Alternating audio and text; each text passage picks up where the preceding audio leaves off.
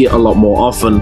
And I believe that the reason why at the very beginning we still weren't seeing it in NBPL was that in NBPL, multi-way fighting. So, you know, in NBPL, a lot of the time, you have to make your character choices and ability choices around your ability to actually fight within a crowd of players. You know, it's not always a 1 versus 1. It's a 1v1v1, 1v1v1v1. It just keeps going on, depending on how many people are in the area. And one of the reasons why I thought that V2 wasn't so popular was that V2 didn't perform so well in those multi-way fight situations, whereas V1 did perform that little bit extra. You know, it gave you that little bit extra where you would throw down the aura on the floor and it would still have an effect after it's been thrown out. But if you miss that sphere, you are done for. And speaking of being done for, it looks as though T225 might be done for. Oh my goodness! The combo coming out from Wu Feng! What on earth was that?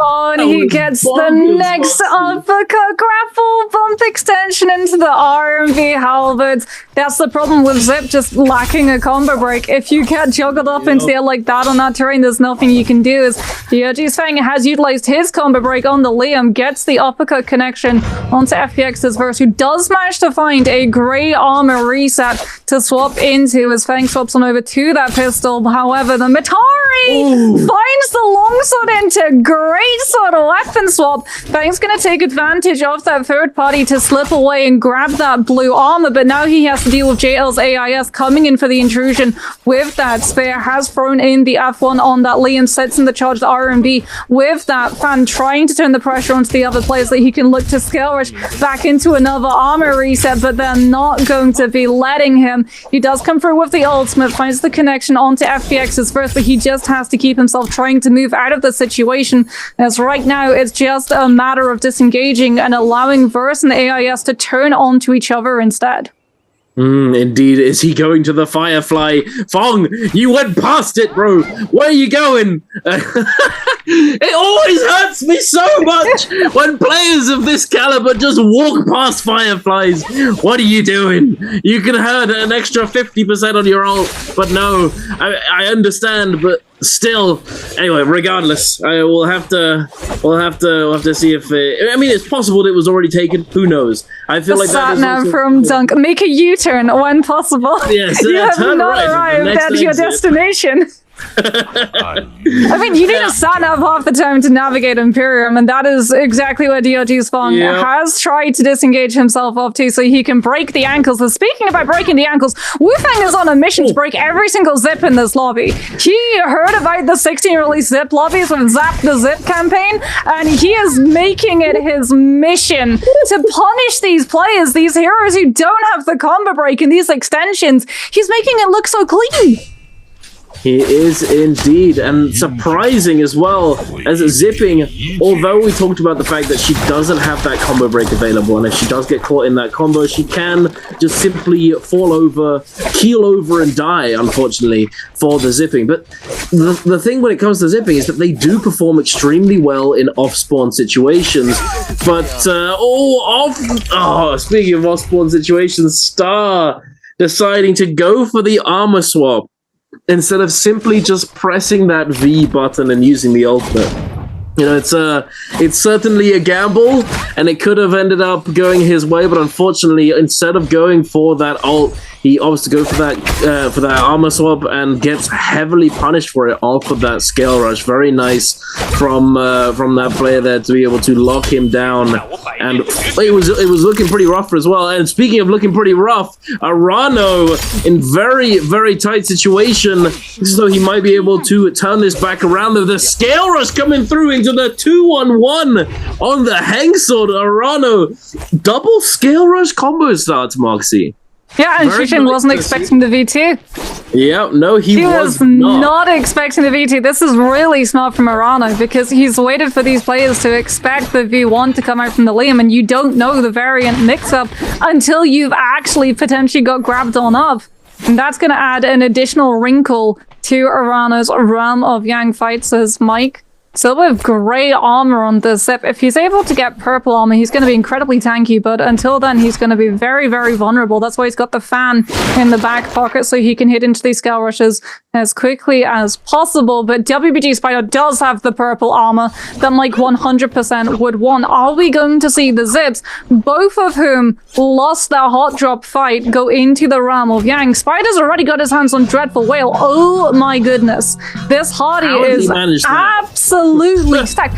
He must have been going through so many quest scrolls. Like, Imperium has so many quests that you can do around this area. And I think a lot of these players being very wary about taking fights in this spacing because they're worried about the red longsword and giving over that potential extreme weapon to these players before the first realm of Yang means that the space is a little bit more free for Spider to come and go as he pleases and just get through, find those scrolls and pick up as much money as he wants. Because speaking about not expecting, no one's going to expecting Dreadful Whale this early in the game.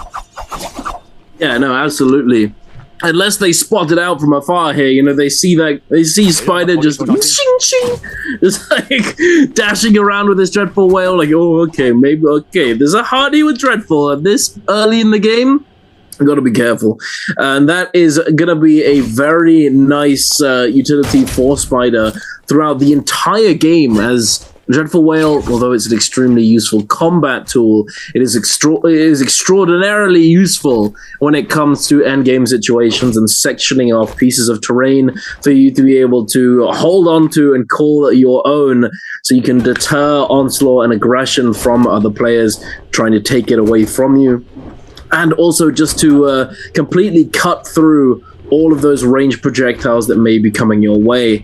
It's as though Spider is delaying his Yang entry for the moment, but we do have X1 and SS1. I feel like these two teams are always going head-to-head, Moxie. If we were to look at some kind of stat, I reckon we'd see these two teams going head-to-head far more often than any other team. Yeah, based on that, Velda comes through with the F2, gets caught up into the 1-2 uppercut extension into charge R&B on the staff from Wu Feng. In fact, goes so low, he comes out with that V2 now. Wu Feng is going to go for the Hardy ultimate to put pressure onto Pace, who's trying to come through with the spacing on the charged R&B on this longsword. Throws out one spear, still has one to try and find a connection onto the Hardy. He's trying to find the spacing to avoid the triple charge burn damage coming on through from this Hardy ultimate before putting himself behind those pillars to dodge out and wait for the duration of this ultimate. Lovely spacing from Pace, just sitting on the charge R&B and the longsword now, but he does have to utilize that combo breaker into the longsword. Doesn't manage to find the uppercut extension, however, with the Hardy able to utilize the combo break of the F2 to break away from the fight. Pace incredibly low. We're going to see the pistol swap come out, and that's going to be more than enough damage to be able to lock up the victory, as the other realm of Yang fight is still going to be ongoing. It's going to be the exact same matchup from the Hardy's end. However, he's going to be up against a Kylan with the V1. Can Zhuan Yuan live the duration of Spider's ultimate, especially now that he's not going to have that Keelan guard to try and keep himself alive any longer?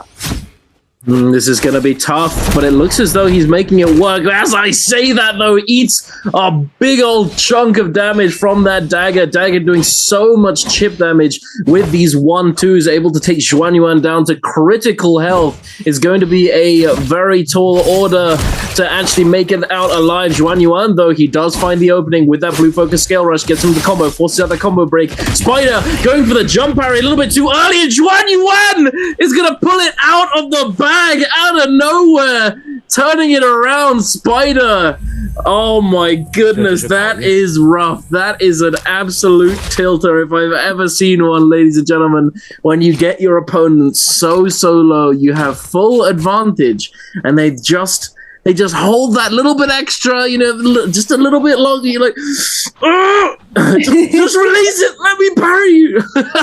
Especially when it's the charge LMV on those fist blades. Because the second that you get hit by that blue and you haven't parried it, you know the purple's coming for the follow-up afterwards. And Spider, he'd already burned the combo break. He knew the writing was on the wall the second he didn't manage to parry that first stage of blues.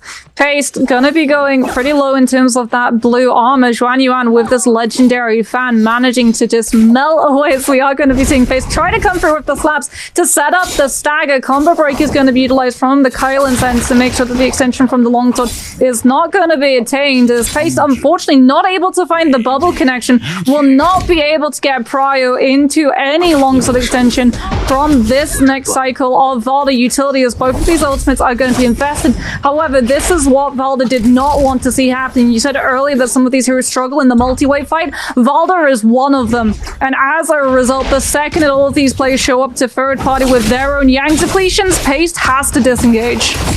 He certainly does. Does he know where the Firefly is, though, Moxie? I don't know if he does. I don't know if it's on his mind. But if he were to go up the hill just a little bit, he could maybe find it for himself, or perhaps utilize one of these air jump pads, these sort of fungi on the ground in this area. But it doesn't look as though he's going to be able to. And speaking of a multi-way fight, good lord, how many players do we have here? 1, 2, 3, 4, 5 minimum, I reckon. And Juan Yuan, there we go, exactly what I was talking about, using that air jump pad to his advantage to try and disengage, immediately pressing crouch to get down to the ground again and try and juke these players. But there are so many players, so many vultures circling him. It's going to be extremely hard to disengage, regardless of the fact that he does have that fan in his inventory to utilize well for that disengage on the scale rush. But unfortunately, he's not able to. Regardless, though, he does have that Vermilion Bird's Might, so he is still safe. He is not down for the count just yet. However,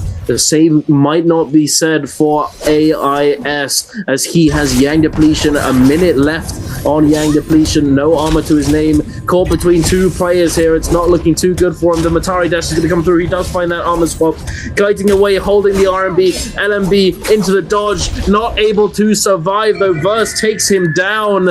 Unfortunate for our boy, but very fortunate for Verse, as that is going to take him all the way up to 5 eliminations. Spider now with Yang Depletion still has plenty of time to try and find this kill up against DRG's Fang, especially given the fact that he has that Hardy ultimate, but he is going to reposition towards this next Yang fight in the hopes of being able to collapse onto a player that's more easily jumpable upon, as he's going to put the pressure down onto Arano. Arano, remember, is running the V2, not the V1 variant of that Liam ultimate, as Spider still trying to put pressure onto DRG's Fang. Has no idea now which Liam he's potentially fighting, as we're going to be seeing Fang trying to just kite away. That's not what Spider wants. He's only got 50 seconds left. He's going to go for the jump LMBs with this Hang Sword, trying to use the scale rushes to keep up with Fang's movement. But this is one of the things that has set Fang apart from all of the solo players so far this season. His ability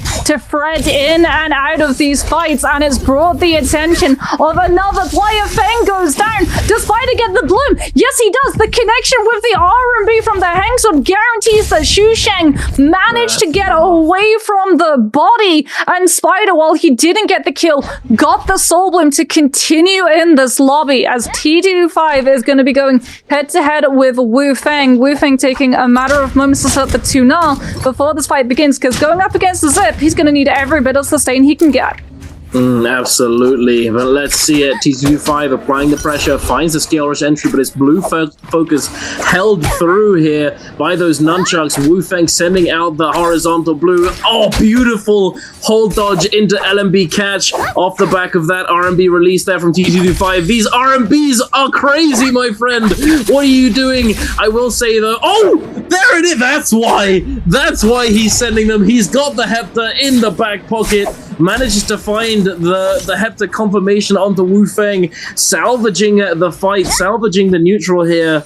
But good googly mooglies, is it still going to be a tough one? But he finds the opener out of nowhere, coming out of the sky. Unfortunately, he goes for that carousel combo against the Yang wall. Unfortunately, though, it does not connect.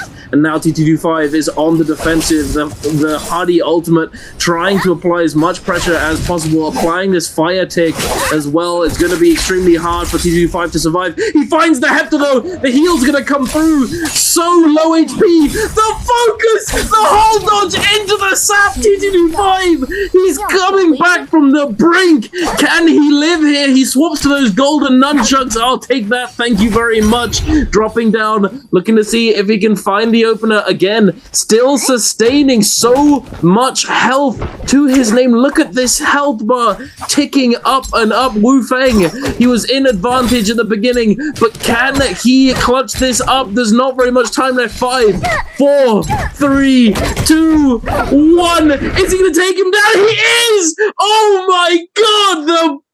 The flip-flop in this Yang fight was insane, Moxie. This was nuts. Oh my goodness. That was 1 second. That was a 1 second.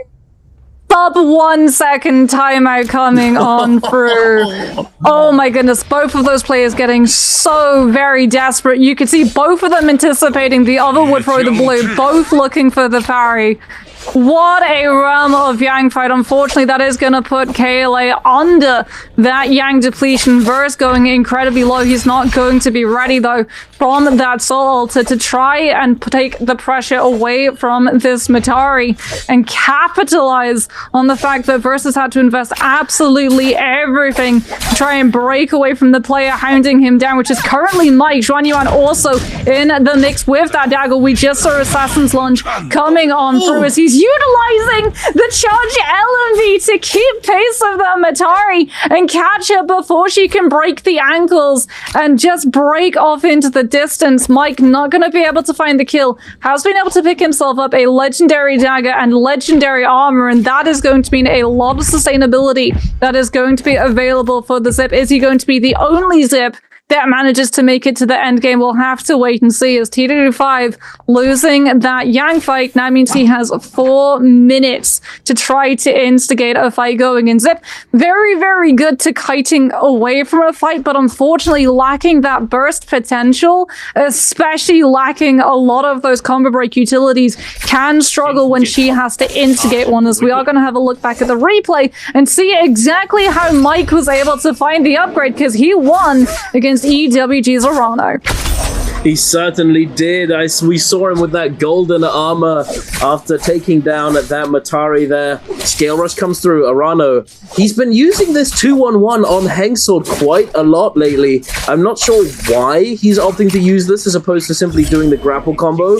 Speaking of grapple combo, Mike tries to catch that carousel reset against the wall here. Unfortunately, the grapple does go wide, though. Arano is sending out that sphere to try and catch Mike, but the jump LMBs are too much, and Arano goes down. That is an interesting thought that I want to try and discuss with a few people. I don't know, it's certainly an odd one. Why bother going for a 2-1-1 on a Hengsword when your grapple combo is simply one of the most reliable grapple combos in the game? And not only that, but that grapple bump itself does give you that little bit extra damage as well. So it's not even like you're up against a hero who has combo break and you're trying to bait the combo break to be able to go for the better combo. No, I do agree. I think Arano was just under a lot of pressure because he knew that up against the Zip, if you let that Zip go for even a moment, you saw what happened when TW5 was able to break away. He was like two hits away from death and then just fully topped all the way back. And you have to remember too, his opponent had Tuna, which was constantly progged for the entire duration of that fight. Is just that Zip sustainability, especially given the fact that it's Mike that you're up against, you really, and you know that it's going to be Mike, because Mike has this identity this season of going for the Zip first game. It's his comfort. It's the way that he sort of settles himself into the day to be able to deal with his mental, which he himself has admitted is a little bit less than it has been in the past. So you know that you're going to be going up against the strongest player in solos, who's the defending NBPL champion and world champion, and I think that additional pressure just made Arana make a little bit of a faux pas in terms of the decision making. I mean, the thing is, it's also that. Oh, wait a second. Into the vein? Oh, we got so close to the deposit into the vein. He has another sphere. I was about to say, does he find the next one? It looked as though he was going to, but unfortunately not. He does not find the confirmation It looks as though he might find a fight here with T225. Okay, the mind game there. He expects the cancel on the last. Oh my goodness! Out of nowhere, he sees Mike fade in with a blue focus. Just boom, insta parry, back to my fight. But it looks as though he's going to be backing up into the storm here, as unfortunately he just simply has not enough time. T225 gets the bloom though.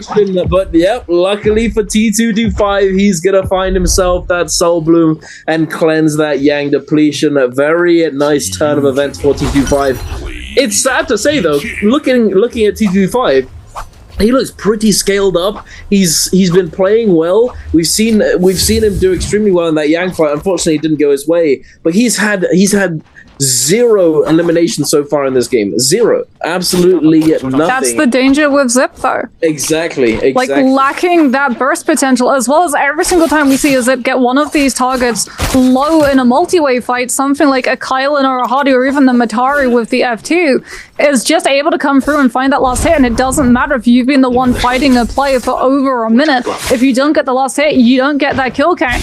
As Spider on the Hardy is trying to come through with this Katana against Yuan, has already been able to force out that ultimate, the V1 from the only Kylan in the lobby. Spider is going to be coming on through with his ultimate now, taking to the sky, trying to set up that burn damage to catch this Kylan, and it's going to be Mike who's able to walk away with the kill. Mike with the pistol shot knows that he would struggle in the close quarters 1v1 when it becomes that multi-way action, and just sits on the sideline with the pistol waiting to take advantage of a player going low, and because of this he's up to 3 kills now. Indeed. Look at this though. T225, I'll take you all on the Hardys. He's taking it upon himself to just take the 1 versus 2 fight, it seems, as neither of these Hardys looks to really go for the other, as it would be counterintuitive to do so. T225 taking it upon himself to try and fend off both of these players, and doing so extremely well. But unfortunately, he did get caught eating a lot of damage there, eating all of that shield going all the way down. Thankfully, though, he's managed to make his way through the edge of that Moonbane over to this cliffside, and now utilizing those dagger scale rushes is going to be able to break away somewhat and ice off some of this pressure. T225 though, he's getting caught on these buttery rocks. He's trying his best to disengage. It's becoming harder and harder as the pressure is mounting, just getting worse and worse. But it looks Mike though. Mike to the rescue! Get off my zipping friend! It is the 2 Hotties versus the 2 Zips. Exactly. And in the meantime, Shisheng on the Matari is just waiting to see if he can take advantage of either of these players going low, as both of these Zips know that letting the Hardys wait for their ultimates to come through an endgame is not what they want to occur. The Hardy is one of the Zip's biggest counters in the solos because of that burn damage attached to that V2. 2v5 with that dagger goes for the overhold on the charge. LMB is trying to lead the Hardys into the Matari as well, because it's in the Matari's best interest to take the Hardys down too. Hardy being so oppressive in the endgame close with the burn damage, but also that knockback potential to push these players into that additional corruption tick damage should mean that all 3 of these other players not on this hero want to try and remove these threats, and that's exactly what Mike and Spider are trying to get Xu Sheng to look at as well. But T225 with that dagger is having to get up close, a lot closer than he wants to. Xu Sheng seeing a target low comes in with the F2, hoping to find that kill as Mike sees his fellow Zip going low and now turns on to T225 in the hopes of being able to confirm that kill, as it is absolutely everybody trying to get this last hit. Well, absolutely. The betrayal coming through. It is, hey, family matter or not, if you're that low HP, you are going down regardless. as it is a kill is still a kill no matter what the situation. It looks as though he is gonna be he did pressure him down, but unfortunately wasn't able to close out the kill. T225 able to fend off the aggression, and now Mike looks as though he's on the receiving end of a considerable amount of damage, but again might be able to break away and disengage going up the cliffside using these dagger scale rushes. We talk about it time and time again. It's just one of those things that you always want to have in your back pocket in this competitive environment, as it offers you unrivaled utility in these situations. It looks as though T225 again is eating quite a lot of pressure from the Hardys here. An extremely hard matchup to some extent, you could say, because the combo break on Hardy gives him so much mobility, and it's a cooldown that, you know, it seems as though it's up almost all the time, even though it is still relatively long and is still like equal in terms of a lot of other combo breaks in the game. It is just so good. Now Spider, the verticality too. Yeah, like absolutely. Even though our endgame has a cliff and we see everyone with things like the dagger or the fan in the back pocket so they can set the skirmishes up if they need a break away from the fight, that Hardy ultimate is just making it so much easier for Spider and Wu Feng to just come through with that V2 and catch these players low when they are trying to find those skill rushes with the burn damage of that triple charge. As we could potentially go all the way to that heal off, but that is not going to benefit anyone other than the Hardys. Spider going low is going to have to utilize that combo break, reposition, does get knocked up into that corruption damage with the dagger damage coming on through, but comes through with the investment of the meter dump onto Xu Sheng. He anticipated that he would be low enough that these players would try and collapse onto him and went for the premature meter dump to catch whoever tried to come through. And speaking about catches, he catches the parry now onto T225, who comes on through with that Zip sustainability to bop back into the zone as Mike with a massive parry finally confirms the kill onto one of the Hardys and tips the scale into the favor of the two Zips left. Indeed. I will say one thing I wanted to know earlier. I'm not going to go into the full explanation, and it's just, as it does take a little bit of time, but one of the interesting things is that for the Matari in this situation, it is actually more beneficial for her to focus the zippings, and it seems counterintuitive, and it's exactly what I thought. What you were saying earlier, how it's better for the Matari to look focused down the Kylins, the Hardys, but it's actually the opposite, interestingly, and I'll go into why a little bit later on. But for the moment, we've got these last few moments coming through. Mike on the low ground, looking to try and stay as topped up on that HP as possible. Now going to be popping the ultimate, taking a little bit of fire tick, but he might be able to negate some of it. It looks as though he's pretty much full HP and may in fact come out on top here in that heal off situation. T225 takes the hit there, eating a lot of damage. The poison splash is going to be coming through, and it looks as though Chu Zeng and Mike are going to be saved by the bell, or rather Chu Zeng is going to be saved by the bell, as I think Mike definitely had a bit more HP there and would have survived in the long run. But we're going to go for a draw in terms of placement, but it's not a draw in terms of MVP. X1 Wu Feng is going to be taking the cake for game number 1. Ladies and gentlemen, our first MVP of the day is going to be Wu Feng.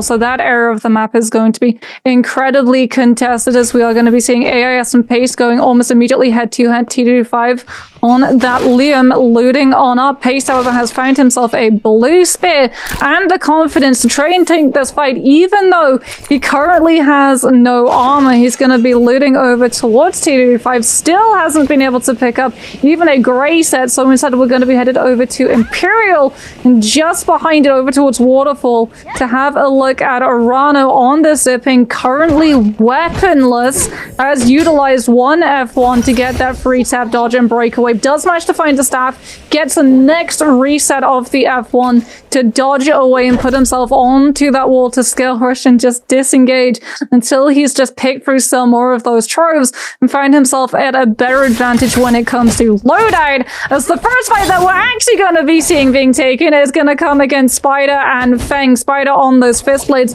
Fang already having found himself a purple fan, so Spirit's gonna have to be careful that he doesn't get caught out by the charge LMB, because that's already all of his armor removed. Sits in the LMB of the fist blades, thinks better of it, cancels out of it to put himself onto the rooftop and try to reposition to just create a little bit more distance between himself and that Matarius. He is going to be able to find the 1-2 into corner lock, but Feng utilizing that F2 Spider is going to be able to come through with the combo breaker into ultimate. This is the V3. It's not going to be used to find a re-wisp extension. It's going to be used to create space that Spider has a chance to heal back up before the fight picks up again. Indeed. Oh, he finds it though. That wisp confirmation just on the dash in. Fong in danger. Oh my goodness. Spider pulling it back, sends the wisp. I'm not sure if it clashed or if it just caught the Mataria as the Mataria was dashing in, or if he deliberately threw it down in front of him, predicting that the Mataria would dash in that moment and trying to catch him there. Regardless, he's able to come back from the brink and clutch it up in that situation. Fong thrown for a loop, sand in his eyes. He's not happy about that one, but Spider definitely going to be pretty pleased with themselves. You know, picking up a kill off the bat as Tamolk in that area is pretty solid, as there's a decent amount of loot to be had. You're going to be able to loot up and come over here and potentially look for a timing attack on all of these players fighting in Imperial Village. We have Wufong and Versa going head-to-head, doing the Valda Ditto, the Valda Mirror shenanigans, where they're just constantly sending these spears back-to-back and armoring through each other's spears. Wufong now in a bit of a bad spot. Our MVP from the previous game, forced to try and kite away. Verse, unfortunately, I think there was a bit of a movement error or a grapple mishap, as he's not been able to keep pace with Wufong. And now he's broken away almost entirely and is going to be getting somewhat, perhaps not a full, no, he is. He's getting a full reset here, getting that double shield heal, but Burst catches him on this small building. Forced to use that combo break though. Burst, he got a taste of his own menace and he's been sent back. Oh my goodness, that's not what you want. You use your combo breaker, get out of danger, and then immediately get put back into the combo. Wufong absolutely cooking here, catches him with that running LMB. Unfortunately, not able to get any follow-up off of that one. Verse goes for the parry, forced to use combo breaker yet again. He's now going to be trying to break away, looks for the counter grapple, but not able to find it. Unfortunately, he does find an armor swap here, though. Goes for yet another parry. Wufong is just in this guy's head, living rent-free, catches him with the skill rush into R&B tech chase, and Wufong, he's looking in form today, Moxie. Mike and Arano now going head-to-head. Arano getting Mike incredibly low is going to force the Hardy into using that ultimate to try to break away. Almost went down to the slow burn off the first zone corruption damage of how low that Hardy has gone. Now Mike, though, is going up into the sky to play on high. Gonna cancel out of that ultimate to go for a full reset. Does have the full meter dump to come on through. Missed times, however, that Percus, and does not have the opportunity to look for the power that he's wanting, so has to use the combo break to just break away from that fight. Both of these players mistiming that parry, but Arano able to come through with the fist blade follow through. Mike finds the uppercut. Does he manage to find the extension? Arano on the zip is going to throw in that F so that he gets the extra movement to go head to head against Mike and can come through with the fist blades faster and will finally be able to claim that kill. But in comparison to the first lobby of the day that we saw in Pretoria, these fights have been going much more slowly, and we haven't really even seen all the much third-party action coming through. That might all change up, however, as we are about to hit second gear with First Realm of Yang and its contests coming online. Indeed. Looky here, TE Star looking absolutely scaled to the teeth. 2 purple and 1 gold. The golden spear here for TE Star. And then on top of that, he's going to go over to that Rift dealer and purchase himself a cheeky purple armor to boot. He's very, very scaled up here. Instead, I'm not sure if he had any kills. I didn't actually happen to take a look, but going for that salvation podium drop, securing that legendary weapon. You know, usually we typically see characters like Zai or potentially Hardy or Kylin going for that drop, as opposed to something like the zipping. Zipping typically works better in those multi-way early game fights. You go for the hot drop and look to try and get as many kills as you can early on, utilizing your sustain and your ability to use your ultimate earlier than 100% at 70%, and just living through everything, as players typically don't really have the damage to truly burst you down. As in Immortal War, you can't expect to be finding high tier weaponry off the rip as often as you would in a normal ranked game. But we've definitely gone past that point. We're going to be going into the realm of Yang Moxie. ASE versus X1. Juan Yuan and Wu Feng, take it away. Versus Valda. Who's going to be able to come away with the win? Both of these players just going for the ranged weapons to try to chip some of this armor away before the fight properly can start. The Pillars and the Skarish is going to be interested, but it is going to be Juan Yuan who's able to find the connection into Skarish, into Jump LMB with those fist blades, as well as the purple frame of the charged LMB, managing to just catch the Valda at max range. He's making sure that this Valda is not going to be able to find that longsword carousel combo coming on through. Combo breaker has been invested. Wu Feng now finding the grapple bump into uppercut extension, into horizontal catch. Will be able to keep the juggle going, and Juan Yuan is going to fall before he can even cast his ultimate. His TE Star on the zip is now going head to head against Kayleigh's T25.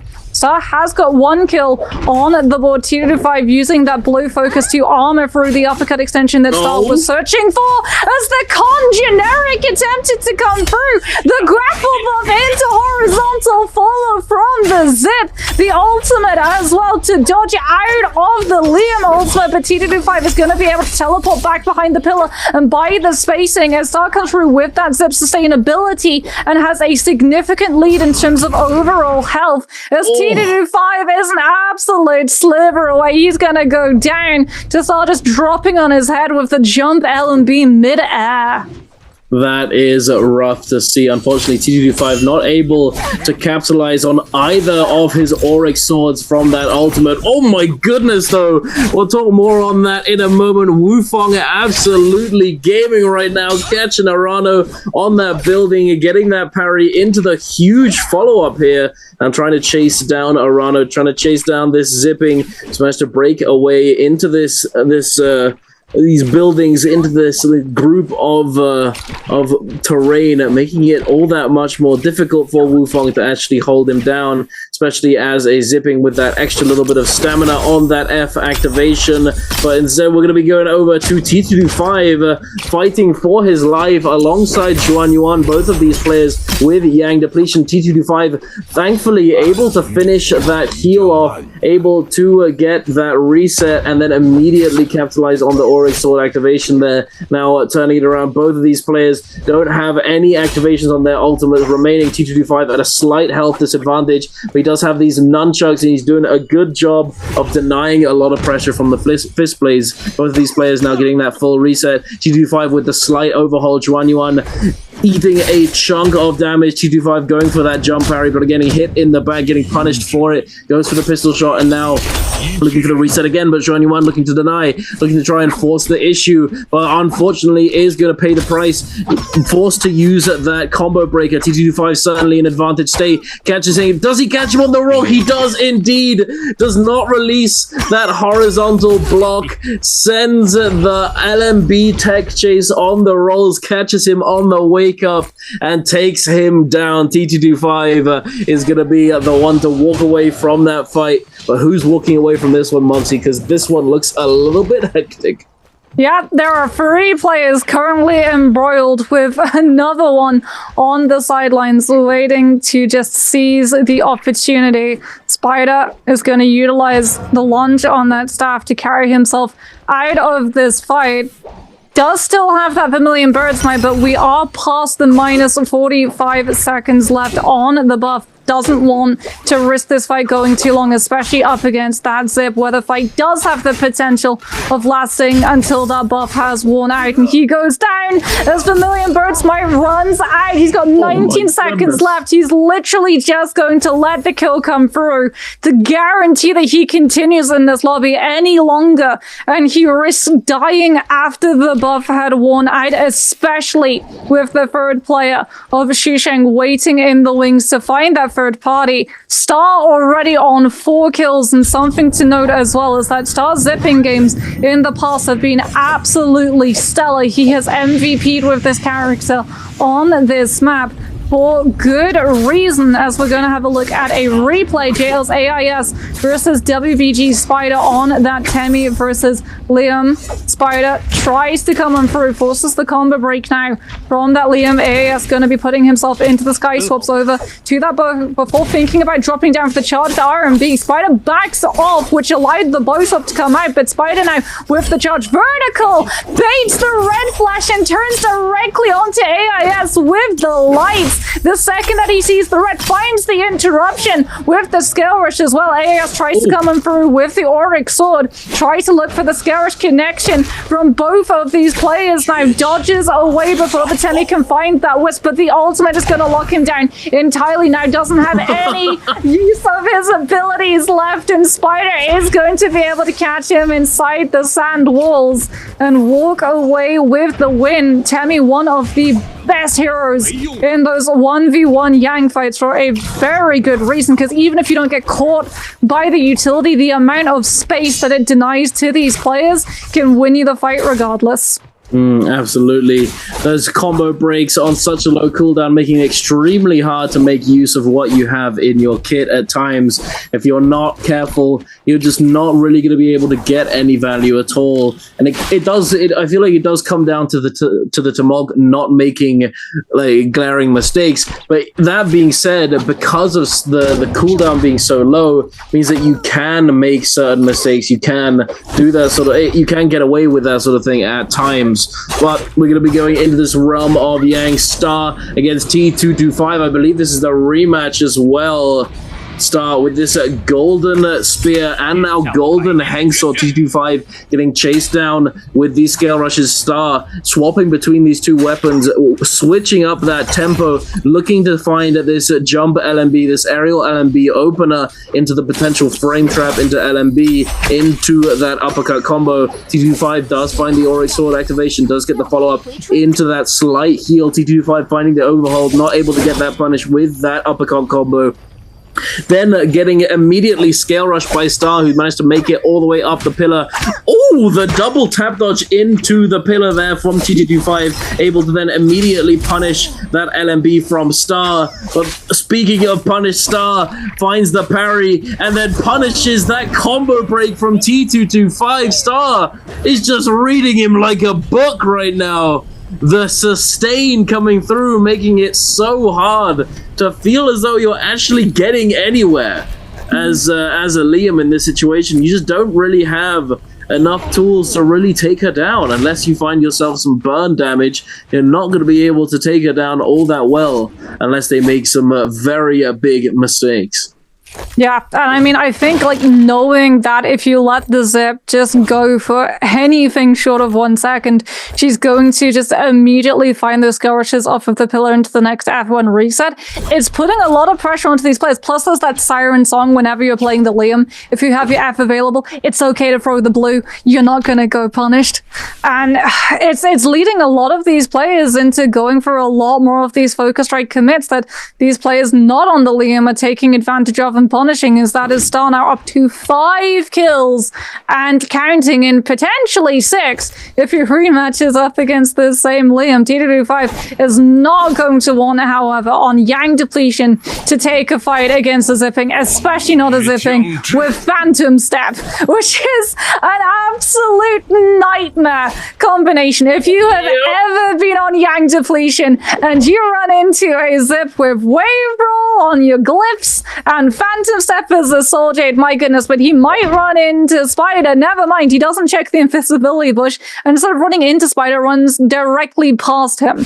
As he's currently trying not to make it look too obvious that he's looking to seek a player out, because then everyone is going to know that he's on Yang depletion. He can't let everyone in this lobby understand the desperation that he is under. He has to wait and hope that he scouts out a fight that is currently in progress. Unfortunately for him, there is a fight currently in progress. It's just behind him. He's already kited this path, and he's not going to run into any of the players because of this unless he full double backs. That is rough. He might be able to make it around all the way back around, but we'll have to see. For the moment, we've got almost every single player in the lobby here. 1, 2, 3, 4, 5, 6, 7. I think it is everyone except for He's except for one. We just saw him. Oh, he's arrived. Okay, so it's every single player that is insane. Verse being put under pressure here, forced to use that combo breaker on these blue halberds. Not the best spot to be in at this point, but thankfully does break away. Here's a little love tap to that player in the building. Get out of my way. I just want to heal. Leave me alone. I'm going through the window, and he does exactly that. Now able to heal up and get back into the thick of it. T225 lurking on the edge here, seeing if he can find a way in with some of these pistol shots and tell us who might be low in this situation, but it looks as though it might in fact be him. It eats an RMB focus there on this drop down. Not the best, the entry into this skirmish, unfortunately, but no follow-up is going to be coming through. However, Chuzeng, he's in a very bad spot himself, literally on a pixel of HP, and it looks as though Spider... Did you get the bloom? Sends the cannon shot in and hits he got the bloom. He did? I think either he got the bloom or he just got it denied. The fact that his portrait is still orange means that he got it denied. There was another player, I believe it was OUG's Mike, who was able to just close up the distance a little bit faster, and T225 banked everything on being able to pick up that bloom.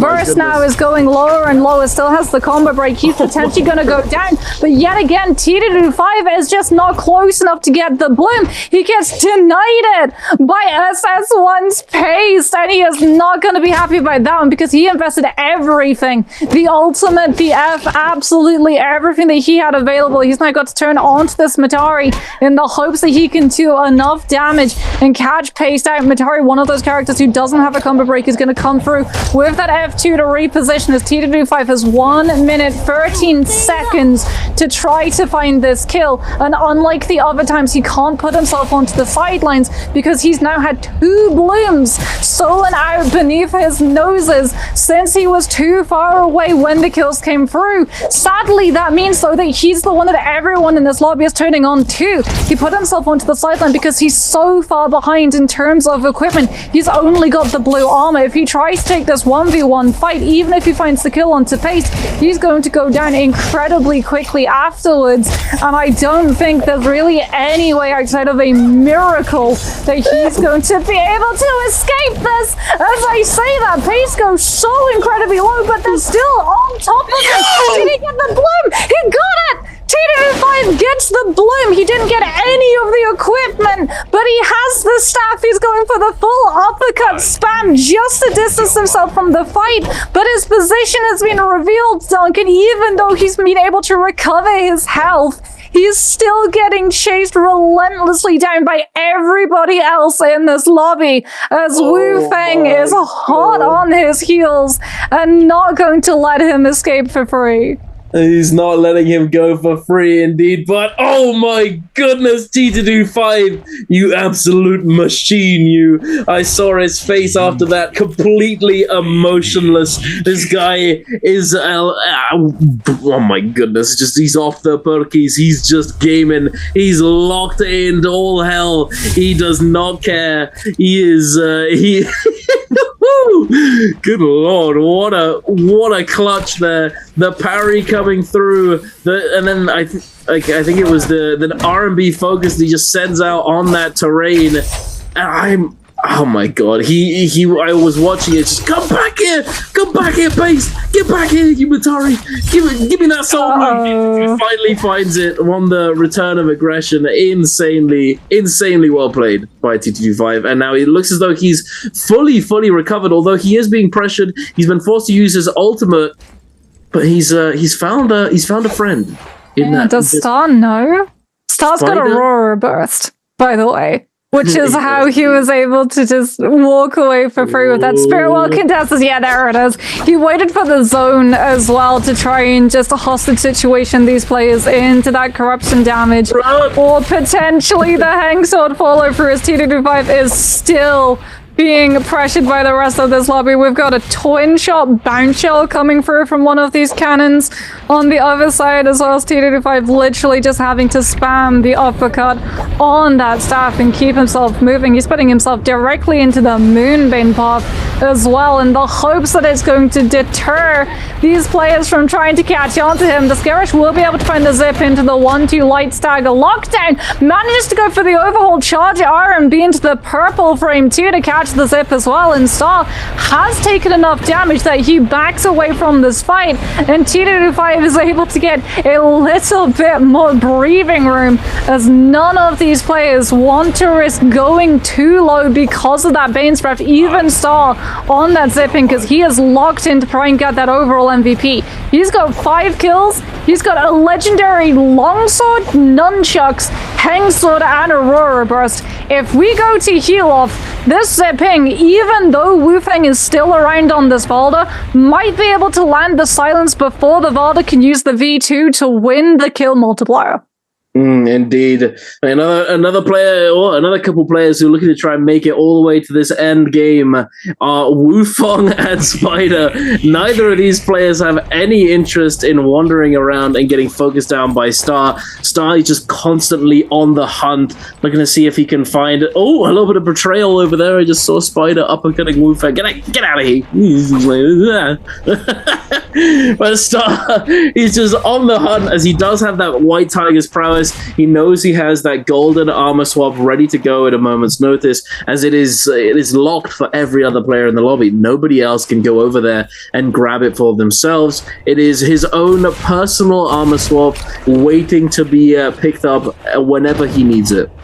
So he has a full agency to just do whatever he wants and play extremely aggressive, especially considering that he is on that zipping. So he's going to have that inherent sustain combined with the White Tiger's prowess and combined with the fact that he has the armor swap. He just has no cares in the world. He can just do whatever, and that is exactly what he's continuing to do. Now looking to try and pressure down Wu Feng. The optimal target, it is indeed the Valda that should never make it to endgame. Another reason why Wu Feng was hiding away in that bush, as he did not want to get focused down leading up to this point, and he knows that if these other players see him, they've certainly started catching on that you can't be allowing Valda to get the endgame, as that V2, those of you at home who don't know, V2 gives you a massive shield, and it's not just armor, it's a shield that acts as HP. So if you make it to those end zones, if you're in the storm, and you activate your ultimate, that's 2,200 shield or 2,200 effective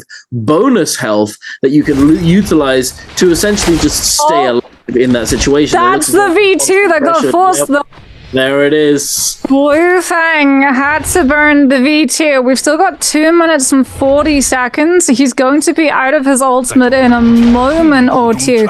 He might be able to build another one, but now that these players have seen that Valda, seen those spears being thrown, they're going to be looking for the pressure. It looks like Wu Feng is going to try and pressure another player who's a little bit lower in terms of the hierarchy of loot in the lobby, in the hopes that it turns everyone else onto them instead. But Mike able to come through with the charge. LNB on that dagger will be able to connect onto the Valda. Wu Feng, having chased out the intruder, is now going to be able to give himself a little bit of a reset inside that tent before swapping on over to the pulsar, utilizing the charged RMBs, getting to run around with that focus armor, as it looks like no one really wants to take a fight until the heal off starts to begin. Everyone more than happy to just zone everybody else away from them, as we can see the charged RMBs, the cannon shots, every single one of the charged RMBs from Spider coming on through with the staff, but Star is going to be the one benefiting the most out of this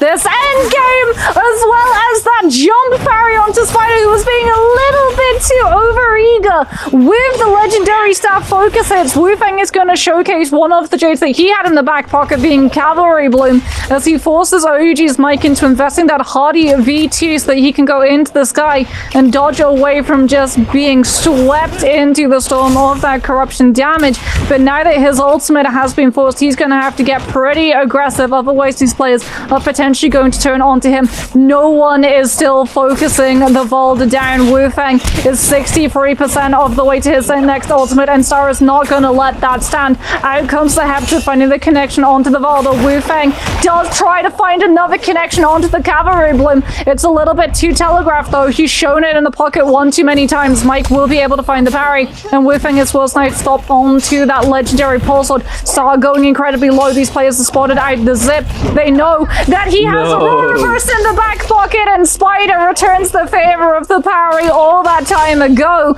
and tries to make sure that Aurora Burst does not see through, but unfortunately Dunk, it's what we've heard has happened. Wu Feng, with the damage and the parries that he's been able to find, has pulled the V2 back into the mix. He finds the spear connection onto OUG's Mike. He takes himself away from the other two players to pick up the Soul Bloom and get the health reset, because he knows he's still gonna be able to win the heal off at the very tail end of this game. Oh my goodness. It's the last hit onto Spider. The Ellipse KLA's T25, and the Volga walks away with the win. Oh my goodness. T225, my guy, he thought it was over. He thought the clock had ticked down to 0. I believe he just stood there. He thought it was over. He thought that he wasn't going to be able to take any damage. And so he just thought, okay, I'll just hands off the keyboard. Oh wait! Oh no! And then he gives up a kill, and Wu Feng comes out on top with the Valda. Back to back. Is that the potentially? MVP? I think it's the MVP, or Star gets the MVP, but he got so many kills. He was on 4, and then he got the kill onto Mike. It is. He got the kill on half distance. On his V2, it sort of allowed the Zip to be able to keep up with him much better, but that is in group play as opposed to solo play, so you are still going to be able to use your dashes to chase in some of these targets, but nowhere near as much as you had in the past, especially multi-way fighting, as we're going to be seeing Spider and Pace going head-to-head off of the Rip. Pace looking to try and find these parries. Does manage to land one focus hit onto Spider, make that 2, as Spider is able to work out the timing of when Pace is going to commit. We go for the back-to-back 3 hits on the focus. He does find the parry, but he unfortunately does not find the kill. Speaking about finding, Feng has already been able to find himself purple armor on this ACOS. Hasn't taken a fight just yet. Looks like he's going to go for a little bit more of a slow burn in terms of the loot that he's picking up. As Pace is going to try and take this fight. We're going to see the F1 invested the charged R&B on the fan. Now comes on through as Pace actually commits the full hit. The back-to-back focus strikes from that katana with the follow-up being sent out. It is so unusual that we actually see those being sent through. We weren't expecting it. Feng definitely wasn't expecting it, as all of that purple armor evaporates. Yeah, indeed. And this is actually Pace playing off of the buffs that were made to Katana. The R&B, the vertical focus follow-up after a focus attack has been buffed so that it's just so much faster now. And to see it actually catch him off guard multiple times there, it certainly speaks to how much of an improvement it has been, or it has made for Katana here. OUG's Mike, it looks as though he's still making V2 Kylin work here, able to secure his second kill of the game. Mike heating up extremely quickly so far in our third game just now, going for that reset, going to be disengaging, healing up, and potentially looking to slow down a little bit, but perhaps not, as he's spotted out this skirmish taking place here between Chuzong, T225, and Fong. T225 able to secure the kill for himself here, finding the elimination onto Chuzong. Chuzong going down. I believe he still has his second life available, so he's not down for the count just yet. Mike looking to get involved here. Finds the parry, the 180, eyes in the back of his head, swapping over to that spear, sending the vertical blue focus one charge, the single hit focus attack to be extremely optimal here and to make sure that no combo breaker comes through to deny some of that follow-up damage off of that parry. Mike now forced to find it so looking to try and disengage now. Wufong is coming into the mix as well, having committed that ultimate, looking to see if he can make something happen. The parry coming through, Mike gets it turned onto him, but he immediately disengages with that combo breaker, able to deny that damage. And I think that Wufong also managed to break away, or at least for the moment. He finds a parry onto T225. That vertical blue focus coming in yet again, and T225 is now on the defensive. Yeah, combo breaker from the Hardy. Invested finds the parry onto Mike. Unfortunately, does go incredibly low, but he does manage to, with the parry damage from Mike, turn the player's attentions temporarily off of him. Not enough to get a full reset because the ultimate was not available. As it now becomes a 1v1. Wufeng versus Fong Fong. Gonna come through with that Akos ultimate, finds one grab onto Wufeng, tries to find those Tiger Claws to set up, manages to go for the double jump right over Wufeng's hits. Does still have one grab, manages to find that second connection. Unfortunately, gets griefed out of the follow through by the terrain, as Wufeng now with the Auric Sword and that longer lasting ultimate is able to find the uppercut connection with those dual halberds, but Fong skirishing with that fan, manages to put himself through the window frame onto those rocks, into the grapple, into horizontal movement, continuing oh so cleanly. We praised it on Holoroff, we're going to praise it again. Unfortunately, though, he is going to get stunned in place by the Liam, and that leads into the charged R&B on the halberds. Does come through with the F1, but is not going to be able to break away from the fight long enough for Wufeng to be able to pick up that kill. As Pace just trying to finish off this fight against Zhuan Yuan on this Hardy, has the burn damage going through, manages to find the triple charge connection, and Zhuan Yuan will fall and take his place back onto one of those Soul Altar repositions,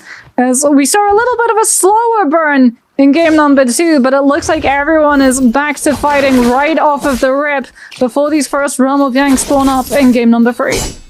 Indeed. Speaking of, we have AIS and Arano scrapping it out here. AIS in a bit of always in the danger zone. He gets taken down there by Arano in a critical HP situation. Unfortunately, not able to disengage. Arano finding him with that quick fan uppercut and taking him down. And close by, it looks as though Mike has been looting up in the storm, trying to recover his game.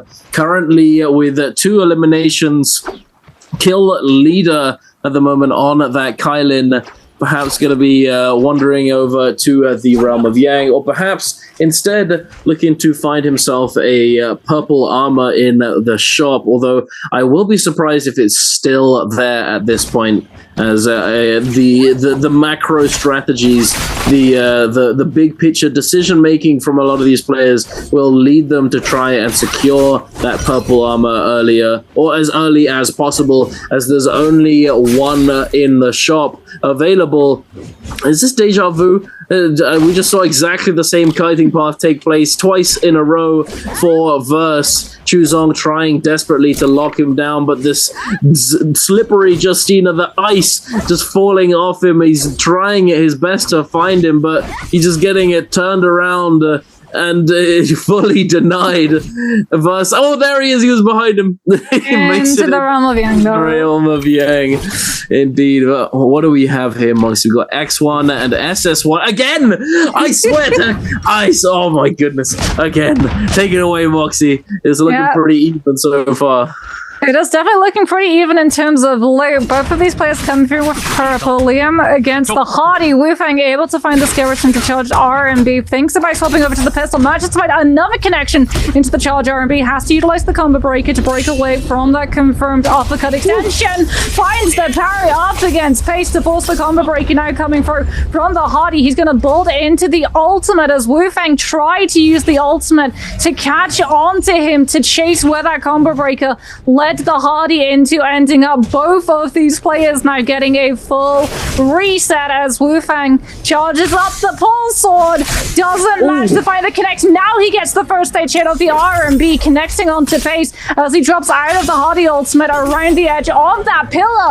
Wu Fang does get parried but manages to keep himself in play with the F ability coming in through from that. Liam puts himself onto the very top of this pillar, zoning away the hardy, potentially looking to find that chase connection in with the scale rush man just to get one shield pot off with 35 seconds in. Both of these players looking for the connection. The hardy looking for the parry a little bit too early. Wu Fang with the overhold will be able to find the connection. Now he has to deal, however, with the hang sword. Pace is going to go for the overhold into the horizontal, try to find the uppercut connection, but it's going to get dodged away from with the combo break coming through. But Wu Fang managing to find the win overall with the overhold. He does indeed. Wu Fang, he's gaming today, chat. He's gaming. 3 kills, 3 eliminations under his belt already. He's... I don't know what else to say. No words. Wu Fang is feeling himself, and he is definitely keeping up that momentum. But the question is, will it last? As we've seen time and time again in trios and in solos, players are doing extremely well, and then all of a sudden falling short, running out of gas, and just running on fumes at a certain point. And it just sort of ends up falling flat. But the bigger lead that he can create for himself early on, the better. But we're heading on over to Celestra. OUG's Mike in a bit of a sticky situation on white armor, but not very much of it. Only a sliver of armor available to him, having been chased down by multiple players here. And now it looks as though TTD5 is going to be picking up that chase, trying to find Mike. Oh, a nice little purple fan coming out of a weapon rack. Quick tip again, chat, ladies and gentlemen. These little weapon racks that you see sitting around just all over the map, if you break them, there is a chance that you get a purple weapon out of them. I don't think I've ever seen a legendary one, but you can definitely get an epic rarity, a purple rarity weapon out of these weapon racks. So it's always worth it to destroy them, as you could get lucky and get a decent upgrade for yourself, as we just saw TTV5 able to pick up that purple fan. But moving on over, we've got SS1, FPXZQ verse Arano, and Zhuan Yuan all circling in this area. Paced, seemingly the target, Moxie, but is he going to make it out alive, as it's not looking too good for him? Oh, he's got Yang depletion too. He does have the ultimate. He's gonna come through with it now, but there are so many players in the area. Dodges 1, make that 2 Justina dashes, make that 3. This Justina is absolutely desperate to connect onto this hardy. Wu Fang also in the area. Unfortunately for TD5, he's not. He's still over towards Celestra, as Zhuan Yuan with that Yang depletion is forced into the zone to try to chase down where exactly this hardy has ended up now that that V2 has burned on through. Does still have that Valda V2, isn't in the greatest shape when it comes to equipment, however, so he's going to have to be very careful about how he enters the fight. Doesn't want to be on the front line, wants to be on the rooftop, goes for the drop down charged RMB, does manage to take a player down, doesn't get the kill confirmation, but crucially managed to pick up the bloom. He's going to utilize the combo break, swaps over to the cannon, puts himself a little bit closer to that zone in the hopes of being able to disappear unnoticed when these players turn on to everybody else who was still on that frontline fight. Has the Valda V2, might be able to confirm the kill onto Verse, who's gone incredibly low. No, EWG's Arano yet again is going to be able to find the kill confirmation, but Zhuan Yuan has found all he needed. He's got himself into a purple invisibility bush. He can potentially break away unnoticed from all of these players. As you talked about, TV T225 able to find a purple rarity fan. Unfortunately for him, he needs to find a legendary rarity Soul Bloom because these players in Celestia can kite and kite and kite. Can he find the kill, or is he going to be the one to go down? JL's ALS will go down, but unfortunately for T225, it's just the same deja vu as on Hollerup. The kill comes through, but he's not close enough. Spider grabs the bloom directly in front of him, and he just goes out almost immediately afterwards. The Spider with the grapple bump extension might be able to find another kill onto Shushang. He's definitely looking for it with the investment of that Mitari F2, but now he's up against the Zip, who has that sustain as well as the cliffside to scale rush away from the fight. He does indeed. It looks as though we might be going back to neutral for the moment. Spider cancelling that ultimate to be able to have that F2 ability, that F thrusting attack available to him if need be, but it looks as though it's not going to be needed. And now we're going to be heading over to the realm of Yang. X1 Wufong, the MVP for the day so far, quite literally, as he's gotten 2 MVPs so far in our first 2 games, game number 3, and is looking pretty good for him so far as well. Verse going to be going up against him. Golden Fan eating a chunk of damage on the drop down after this grapple. Verse replying, sending that 1-2. Ooh, Wufong sends that horizontal, that nunchuck stone form release with the RMB in the opposite direction, able to get a little bit of chip damage as well, but not all that much to capitalize on there. Verse and Wufong going back and forth, trading out shield HP. Verse does find him with this RMB focus, clipping him, and on the drop down catches that jump RMB. Now Verse still holding this fan RMB, trying to bait those parries, manages to get one. Now the ultimate, the Oryx sword, is going to be coming out, catching him beautifully. Oh my goodness, Wufong, you machine! Catches him off of that ult activation, hold dodging the knockback, catches him, put him in that combo, and taking him down. Going into the second round of Yang. It is almost over, I believe, as Zhuan Yuan is in a dire situation, but he's turning it around. Star getting caught on this with this combo, with this Hong Sword. Zhuan Yuan now looking for the heal. TE Star trying to deny this reset, sending those cannon shots at the pillar as it does do splash damage through this terrain. Star getting caught in the air though, the grapple bump into the RMB focus as well. Star, he's pulling out the cannon. What are you doing? No, put it away. Pull out your sword, buddy. Zhuan Yuan's turning it around. Oh, you can see his face on the camera. He did not mean to pull out the cannon.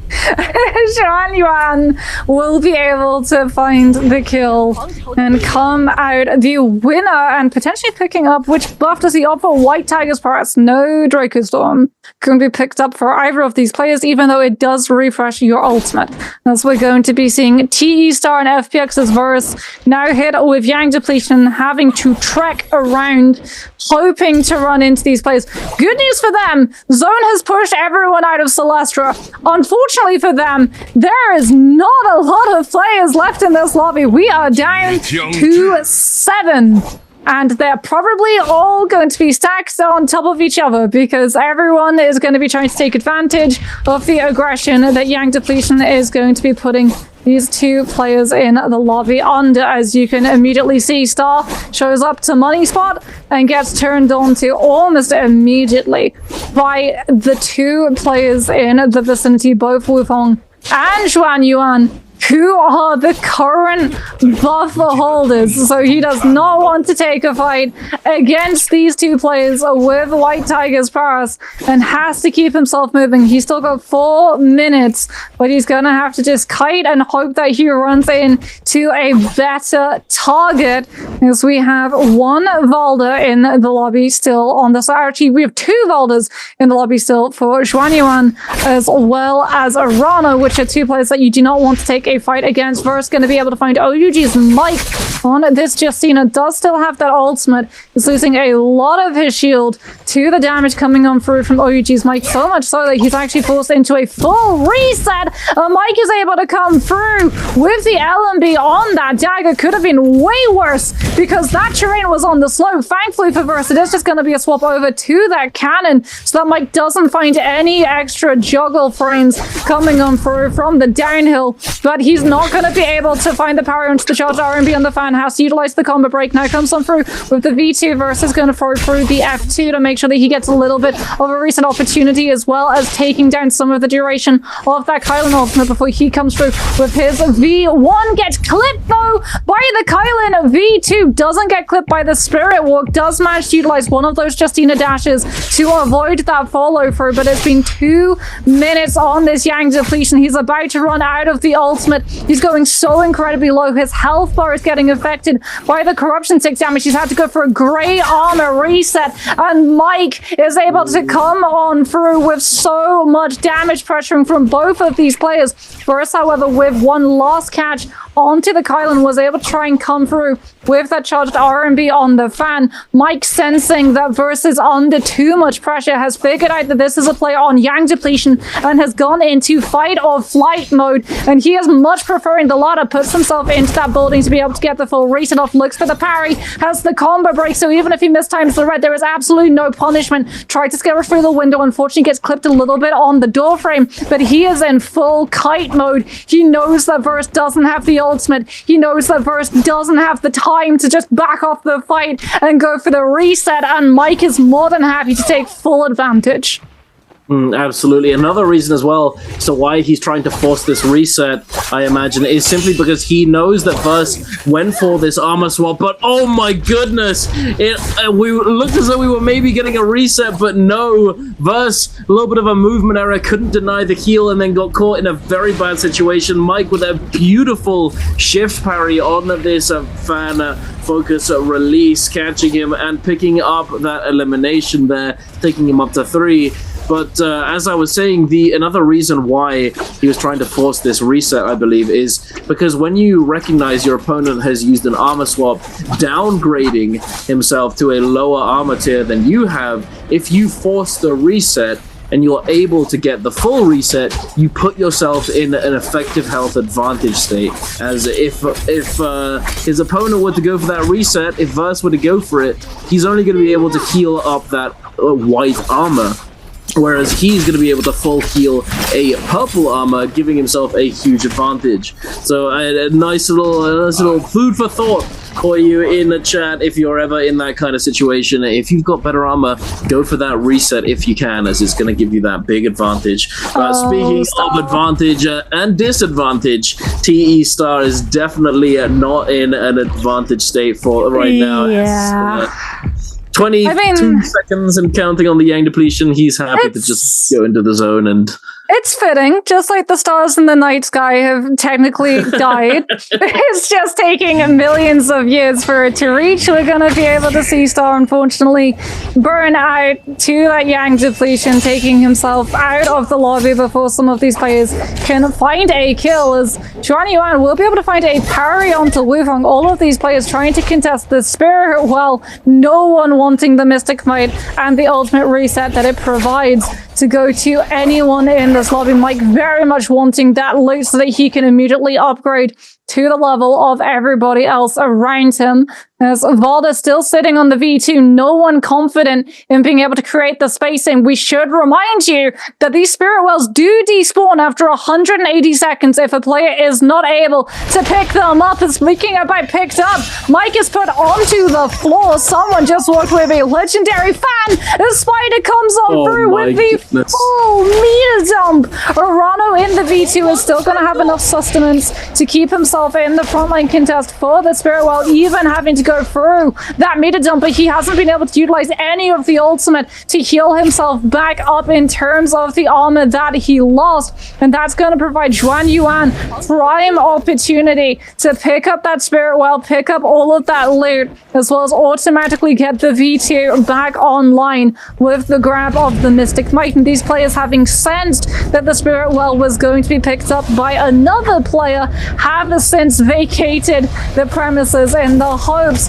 that they've created enough distance between themselves. You don't have to outrun the player behind you, you just have to run faster than the player that they can potentially turn on to, as OUG's Mike is going to be utilizing that Kylan V2 not to put himself into a fight but to avoid one. The Bane's Breath almost stopping EWG's Arano in his tracks, as it's going to be ASC's Juan Yuan who has him up against the corner, risks a full hit of the Bane's Breath forward, and WBG Spider risking even more, goes into the fight. Matari versus Valda in the middle of the Bane's Breath to try to keep Juan Yuan a little bit more occupied.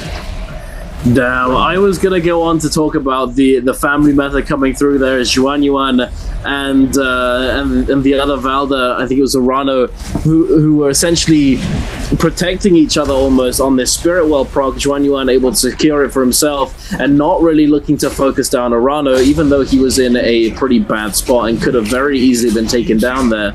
But as soon as it got to a certain point, Juan Yuan was very willing to turn and backstab the fellow Valda in that situation, as Arano took a ridiculous amount of damage from those multiple Moonbane hits, making it extremely it's too delicious of a kill to try and to not go for, and he does pick it up. Juan Yuan now under a bit of pressure, being pressured down by Mike. Mike realizing that he wants to try and focus down these Valdas in this situation, especially considering that he's trying to force someone else into that getting that lobbied situation. You know, you're trying to force somebody into getting lobbied by the rest of the players there. But unfortunately, it's not gone his way, and now he's been forced to swap to a white armor and might be receiving a considerable amount of pressure from these other players in the lobby, as I believe he is the only Kylin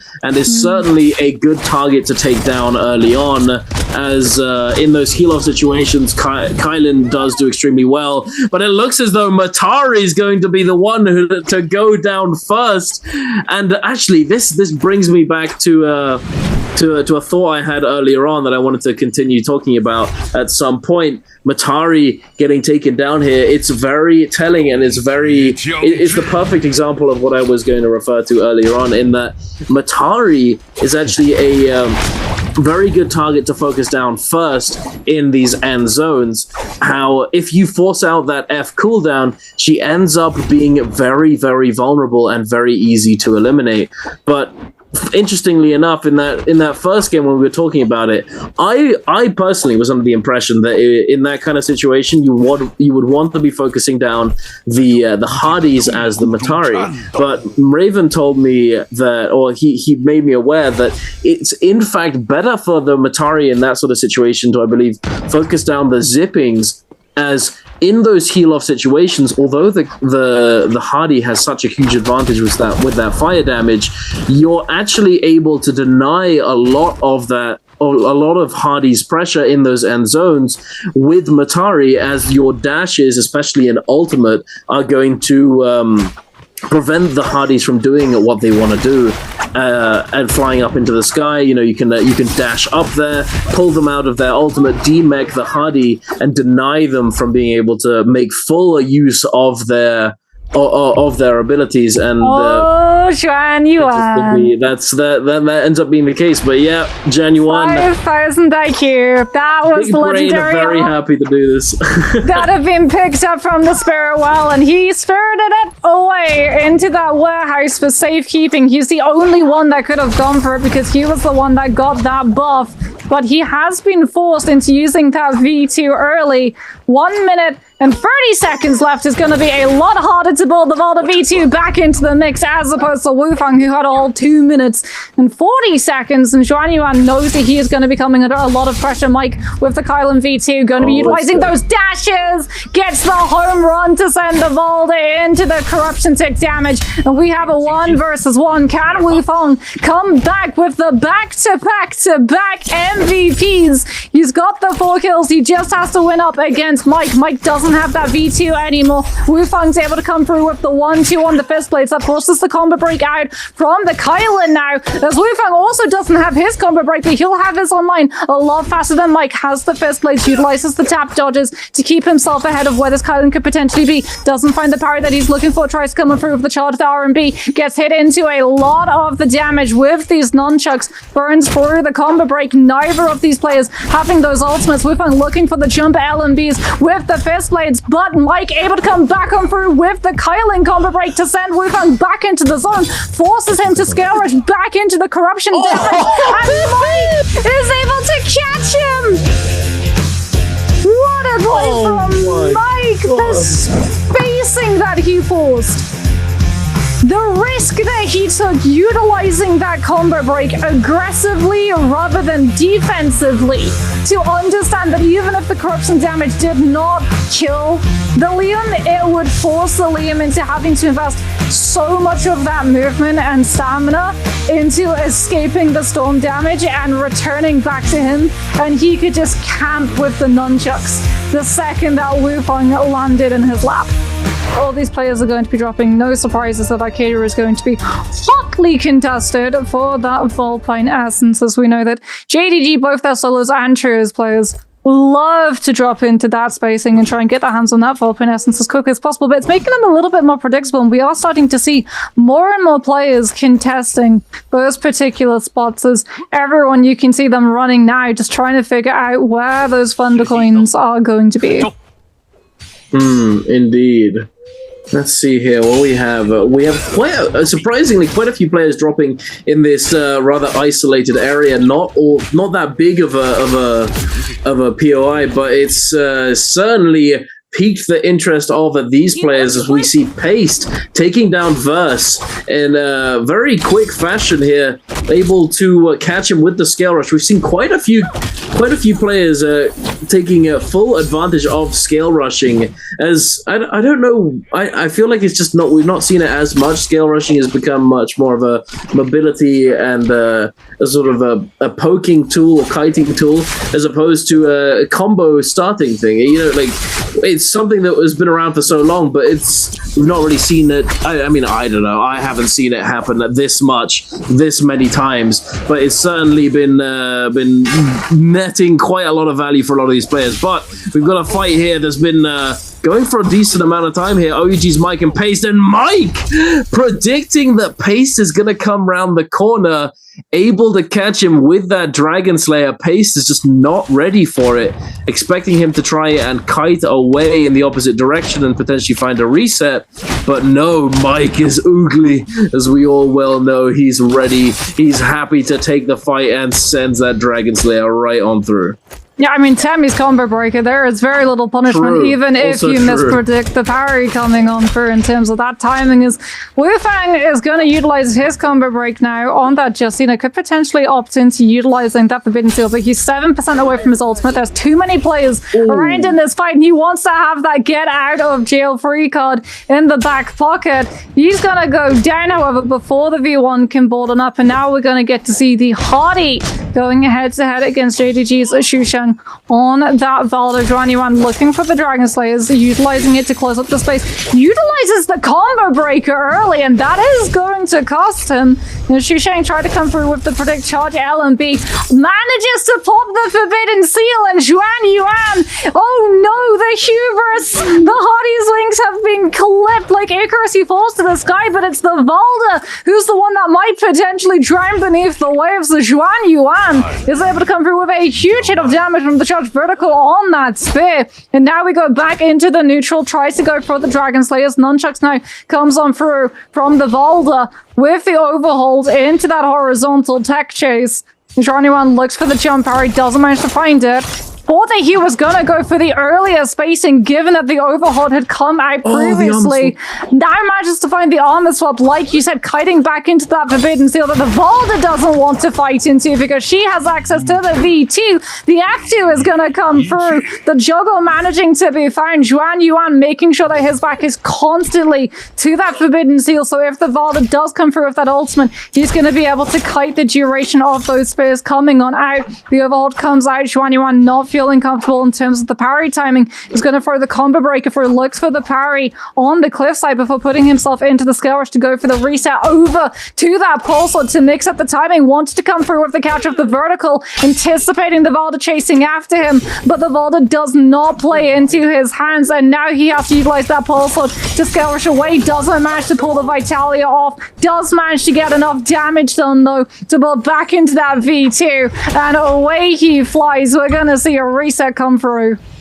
We are indeed. This fight has been going on for so long at this point. Thankfully for Juan Yuan, he is able to break away at least for a short time, able to get somewhat of a reset, but immediately pressured by Verse. Verse coming in, applying that pressure, immediately getting a huge chunk of his shield taken off, forced to use that combo break and to disengage somewhat, but now having reset. And he's looking for a way back into the fight. Oh, a beautiful parry coming out from Juan Yuan. He has been sending these parries and definitely finding a lot of success. But unfortunately, he's not going to be coming out on top here, as Chu Zheng does come in from the back with those nunchucks, with that nunchuck RMB, with that single hit, catching him and taking him down. Verse now, I'm not gonna lie, that was a little bit. I think Chu Zheng got a little bit too excited there. He was, I'm gonna go through the sand wall. Oh no! Oh, what have I done? Immediately gets punished for a rather optimistic play there. Not sure about that one. I feel like that was certainly a little bit too aggressive, as if you do get caught in that sand wall, if the Tumult you're chasing has a wisp ready to go, you are trapped, good sir. You are not getting out of that alive. Perhaps he was hoping to get his ultimate off. He wanted to dodge in, buffer the ult activation, and try and knock him out of his heal or something along those lines. He was also denied a little bit of spacing because the Temilis was from behind him, so he already had to utilize the blue focus to not get swept up into the CC of the first wisp, and then that sort of left him with a decision of either try to go through the wind wall or camp with the full meter dump.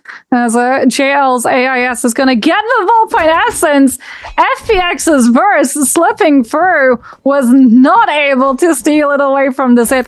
That would have been highway robbery if he'd been able to make it off with that Soul Jade as it dropped onto the map. As speaking about highway robbery, who's going to be able to steal themselves into a realm of Yang? Spider with that Valda V2 is going to commit the spears onto FPX's Verse, will be able to find the commitment, but Temi with that combo breaker is going to be able to find the Wisp connection onto the Valda. Spider now just trying to find any form of eye that he can with the V2 before it falls through. Does have that Yang pass, so he'll be able to get his ultimate back when he walks into the realm of Yang fight. This is going to be OUG's Mike against SS Windspace.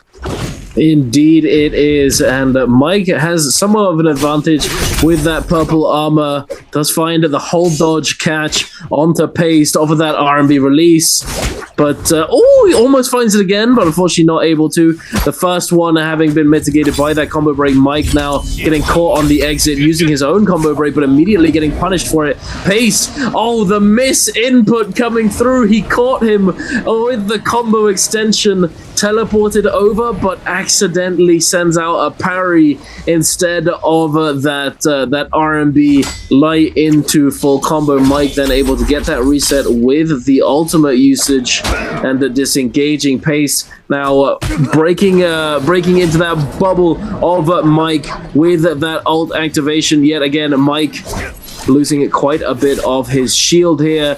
Oh, very nice little line here from Mike. I'll talk about it in a moment, but Mike sending out another focus attack, getting shift parried, getting hit in the back. Those nunchuck parry follow-ups are deadly indeed. The combo break being sent backwards. Mike taking a little bit more chip damage, but he finds the way in. He catches Pace slipping with that horizontal into the full combo and takes him down. Mike, he had advantage to start off with, which was quickly taking away, but he clutches it up in the end regardless. Something to note, WBG Spider is going to be winning his Realm of Yang that took place simultaneously, taking him up to 4 eliminations. Certainly leading the charge at the moment as kill leader, but we're coming on out of the Realm of Yang, taking a look at JLAIS chasing down X1 Wufong. Wufong unfortunately not having the best game here after having had such a stellar performance so far today. Yeah, he is on that Justina, so he's definitely hoping that there's going to be some multi-way fighting coming through in a matter of moments. Manages to find the skill rush onto an unsuspecting AIS into full follow-through charged RMB on that Hengsword when the zip is in flop state. AIS is going to be immediately disengaging so that he can start regenerating that health on the move with the F1. Finds his anticipation skill rush, but Wufang has a combo break in the form of that F2 to break away before any consequence can be felt. AIS now goes for the overhaul, crouch cancels out of it. Wufang not reads into it, did not throw out the red flash, and AIS did not get prio into the light attack stagger because of this. Both of these players trying to find that uppercut connection. AIS will be able to find the extension. Wufang with the charged RMBs managing to mix up the timings, catching on to the zip, who's going to have another F1 shortly. Got the armor reset, but he's being corner locked, throws in that F1 to back away from the fight as the third party comes through, and with that additional movement off of the cast of that F1, AIS has been able to break away from the fight for the most part, but this Justina knows that the zip is low, knows that the zip is going to be down that ultimate, and is trying to just keep this connection onto her, but AIS with so many stories of this building to play around, as well as FPX's verse, just constantly biting at the heels of the Justina behind him, slipping away like an eel. It's not looking too good for EWG Arano here as he manages to break away momentarily, but immediately runs into a couple other players. Mike, though, is going to be the one to take him down, running around with this golden hangsword, dominating the competition on this Tumulk. He finds his next target, spotting out DRG's Fong, who immediately recognizes the threat and is going to be looking to disengage, as he does have that disadvantage in terms of loot, having that blue armor and blue dagger as well. Mike trying to make full use of his Vermilion Bird's Might buff, but unfortunately not able to get that little bit extra coming out of the buff there. But no matter, he's still bound to be pretty happy with that, as he still is on 3 eliminations and did get himself an extra kill during that buff. As we can see there on the right side of the screen, we just had that graphic pop up showing us how many eliminations Mike was able to pick up during that buff. But here we are now taking a look at a quick replay from the other Realm of Yang that we saw. Spider was able to succeed in for himself. T225 unfortunately getting parried there. That 180 parry beautifully done by Spider, grappling up to the sky. Does he find the spear stagger? No, he doesn't. T225 flying up and down and all around. Spider trying his best to apply some fire tick with that assault smolder, as well as catch him with this spear, but it is not to be. He's not really able to do so. T225 dropping down with that spear RMB, does not find it. The clank comes through. He does get a parry though. Spider catches him on the secondary release. T225 trying to fade back with those fist plays, but not able to. The RMB tech chases too much, and he is taken down. Spider now might potentially be taking down another of our hotties in this lobby. did actually have to try and find the tech chase onto one of the hotties who had that Yang pass already in the pocket, so they're going to be going directly through into the portal. So it looks like we're going to be getting ASE Xuan Yuan versus SS1's Pace yet again. Pace with that blue bow, going to be swapping on over. Manages to find the parry to open with this Kitana.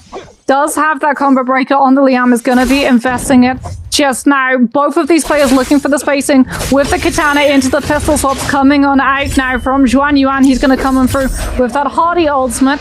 Looks to keep up the pressure on Space so that he doesn't have the luxury of time of finding a reset on some of this missing armor behind that pillar. He's going to utilize one of those teleports in the ultimate to just remove himself from the position he found himself in, waiting for the duration of this hardy ultimate to be done, but he is getting increasingly low. The Scarish attempted to catch into the focus strike, does not find the opening that he was looking for. Xuan Yuan with that constant pressure from the burn tick, able to swap over to the pistol and find the last hit of damage necessary as FPX's verse not going to be able to find the continuation of the charged LMV on the staff because of that Justina F2 being called into play. Doesn't get frozen out by the dash, is able to frame focus through. It comes on through with the Temi ultimate. Justina unfortunately falling afoul of one of her biggest counters in the 1v1. The Temi ultimate making it so much harder for those dashes to find the spacing that Wu Fang has been looking for. The jump LMBs from Verse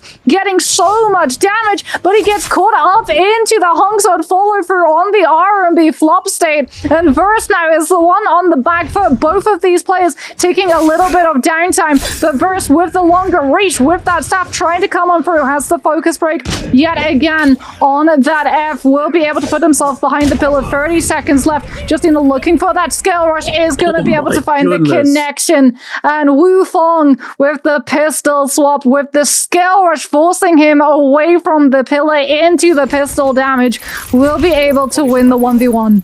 That was beautifully done. Insanely well played. It was looking very rough there for Wu Fong for a second there, but he's able to claw it back from the brink and clutch it up in the realm of Yang, securing himself that golden armor and golden weapon, along with the White Tiger's prowess. But here, moving on out of the realm of Yang, these players who've been fighting it, scrapping it out outside.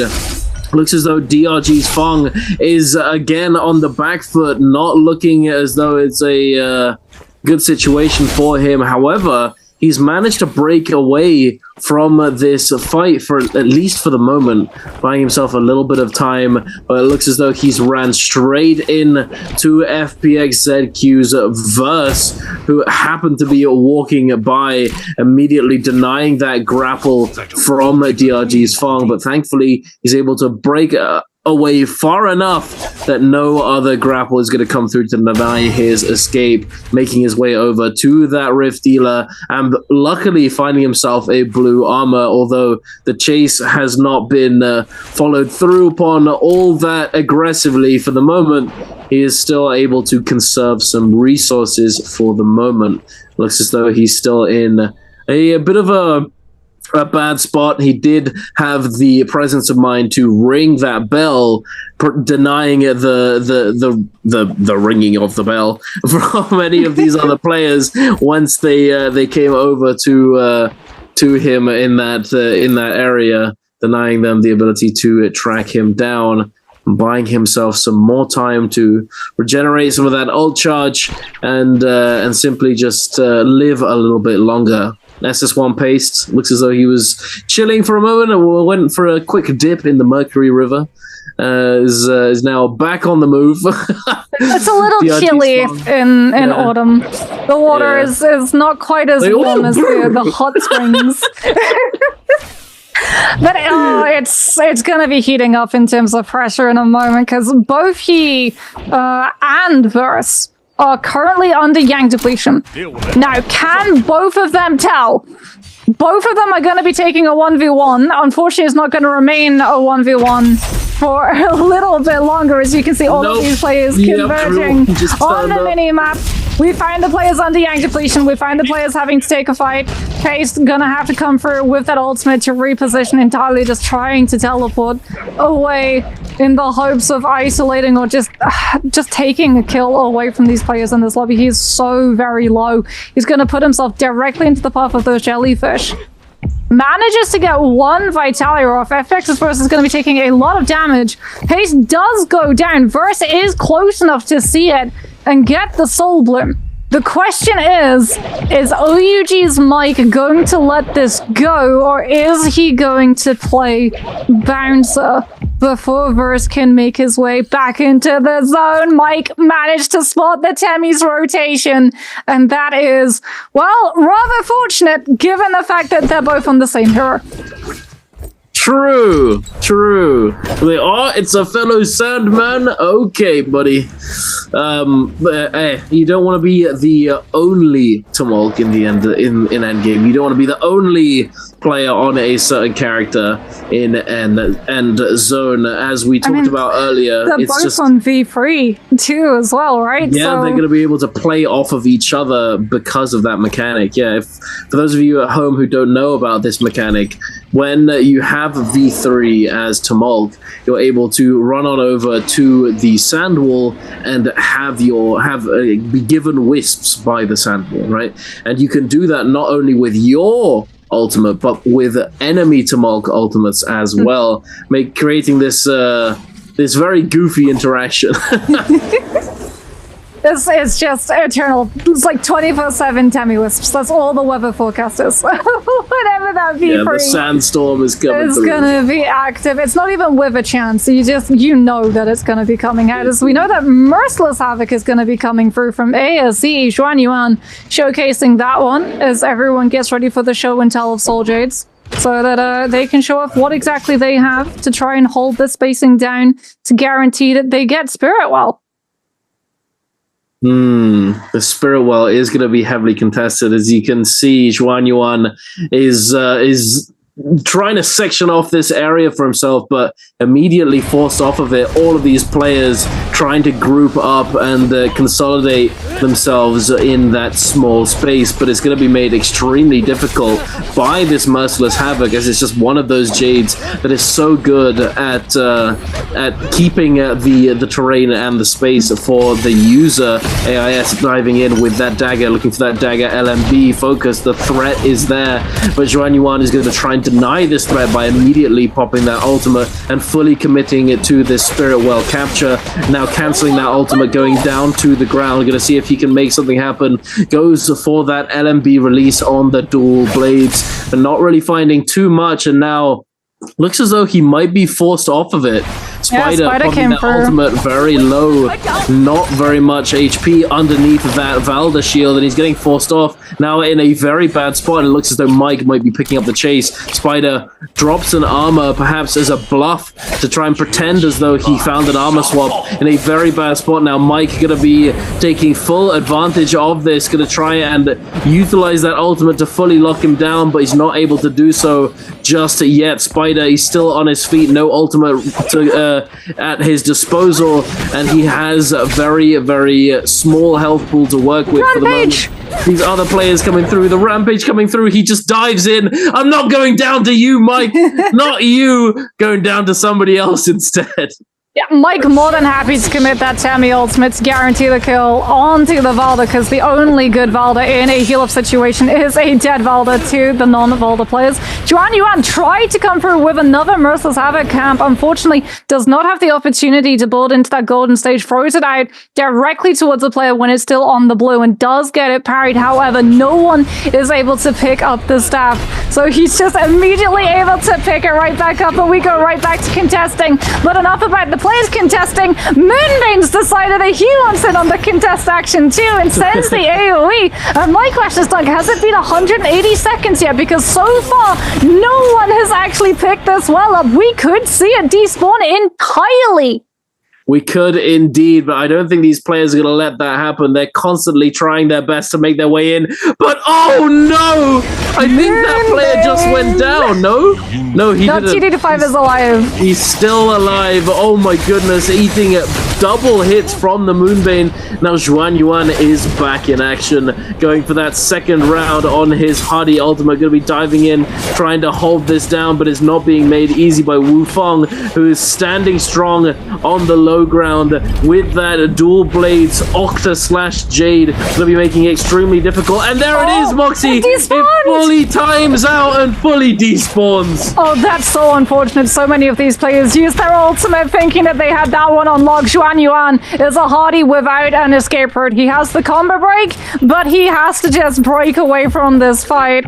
Into the zone he goes in the hopes that these players aren't going to spot him out. Where he ends up, only he currently knows. He's going to be incredibly quiet, as unfortunately TD5 still low because of those Moonbane hits. Does get spotted and taken down by FPX's verse. Zhuan Yuan, having been able to heal his Vitalia backup, has not been able to go for a shield reset, nor has he been able to find a shield swap because of that Spirit Wall despawning. He's still stuck with the same legendary armor that he had when he contested it more than 180 seconds ago. But with the zone having moved and a lot of these players rotated, no one spotting the Hardy being low. Yeah, that movement. Ooh! Okay, that was clutch. Thank you, Mortal Defiance, Pop. Oh no! Unfortunately, he didn't have Volpine Essence. That is rough to say the least. Poor guy just getting caught by the sort of the beams on the ceiling there. He grapples into the zone, but it just he clips on the ceiling, forcing him to lose that Mortal Defiance. And it was just the normal Mortal Defiance. Yeah, I think he was under the heal reduction as well for having been in the zone as long as it was. So it was such a small percentage. Now, I believe Jail's AIS still has the Volpine Essence in the back pocket. We'll have to wait and see. He did pick it up originally. I'm not sure if he's since burned through it, though. Well, but if he hasn't, then he's definitely in a good spot to win this out, or at least stay alive. And that is exactly what he wants. Is he hasn't been able to pick up any eliminations, unfortunately, trying to hold on to this corner within this building, denying the pressure by Feng with this cannon, aiming it directly at the wall, hitting him with that splash damage. And now Feng might end up being focused down because of this, going into the sky and now forced to use that Kylin ultimate to try and deny some of this pressure, or at least apply some of it in turn to the other players who are trying to focus him down. Feng trying his best to stick to this high ground and heal up just a little bit while he still can, while he still has that invulnerability on his ultimate available to go. But now it does finally time out. He does have this dagger, although it's blue, is going to net him enough pressure to deny Wu Feng the drop down potential here, as he could send that LMB focus, that horizontal focus that catches any player above him. Verse with the Merciless that he must have picked up from Zhuan Yuan is just pushing all of these players into that zone damage, into each other. Knew that Feng was there, had seen the Kylin go for the drop down at the tail end of that V2, tries to come and through with the Merciless pushing him into zone even further, but we still have both of these Temis in play, Dunk. If the V3 comes out, it's going to be Wisp Reset, Wisp Reset, Wisp Reset, and that's exactly what everyone has to be so nervous about, versus making it even harder for these players to keep themselves into the middle of the zone. So when the Temi ultimate comes through, everyone's going to be on the wrong end of the window. Everyone is going to be stuck in place, eating all of that corruption tick damage. Can he find the ultimate placement to slice it directly through the storm? Damage everyone putting themselves preemptively over the top of where they think the Temi ultimate comes through. Both of the Temi ultimates are going to come out to form a huge figure of 8, and here it is. Wisp Reset into full focus strike follow through. The dashes from X1's Wu Feng, however, with the Justina, who is anticipating the Temi ultimate, is able to keep himself ahead of the CC. And we do see not a single player reduced to win that multiplayer. It is going to be a draw between the Justina and both of the Temis. However, that is more than enough points for Wu Feng to be able to pick up his third MVP MVP of the day. It may not be consecutively, it may not be the back-to-back-to-back, but Wu Fang has still been able to do something that not a lot of players in the league have. 3 MVPs in one day. Not at all bad coming through from him. Once something occurs. So option selection in terms of wake up when you get up off the ground. Your option selections are typically, wake up roll into tap dodge, for example, wake up into hold dodge blue, all sorts of different things. So catching the option selection from an ACOS after he uses his F1 is something that you can do very effectively if you catch them off guard, especially in those sticky situations where it's all or nothing and you're 1 HP. But speaking of those all or nothing situations, it looks as though JLAIS has been, oh my goodness, he's been put in one very, very quickly, and it's already over. As Purple Dagger off the rip. Able to immediately burst him down. One of the first troves this early in the game. Purple Dagger. Oh, and he finds the parry against the Rano into the LMB. Combo Breaker does come through from the Hardy, so Mike was not able to find the full uppercut extension into Soul Break follow through that he was looking for. Swaps on over to those dual blades for the tech chase hunt down. Manages to find the grapple bump extension as well. Rano taking so much damage. Has got his ultimate ready and online, but he just has to full disengages. He understands the loot disparity between himself and Mike. We might as well be on a different map entirely with how stacked Mike is in comparison. We're playing Holoroff, but Mike is currently playing Podoro, as T5 is unfortunately caught on Holoroff between 2 players who both have him in their sights. Dodges one of those Velda Spear throwouts. Xuan Yuan manages to find the connection onto FPX Burst, but he's going to eat the 1-2 light stagger lockdown from the spear to try and get that kill. Does manage to frame through one of the dashes. T5 looks for the jump into LMB, but Xuan Yuan with the Tumult ultimate is going to be able to shut down a lot of the options that the Justina has, especially since T5 does not have any of those dashes left. And is that the salty run back from FPX's burst? I don't believe it! He's come back into the fight without the V2!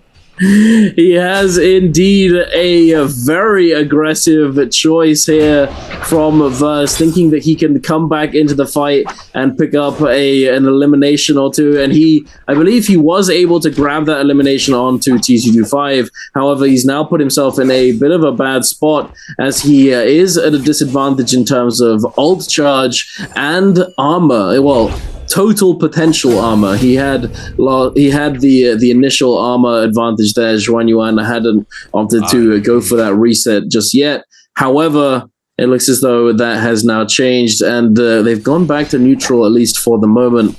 We'll have to see how that fight progresses. I believe that FPX Verse will probably look for the disengagement, as that's the safer option, having already used his second life. We're heading on over to Plume Castle. Spider in an engagement between with Wu Fang. Oh my goodness, the fist blades dodge, the perfect demonstration of how unbelievably good this dodge can be. But Spider, he's making, oh my goodness, he made it look easy there, able to catch him. Beautifully done by Spider, and yet the poison splash was a bit spooky there. Thankfully, Spider able to get that soul bloom and quickly deny the spookiness from the poison splash.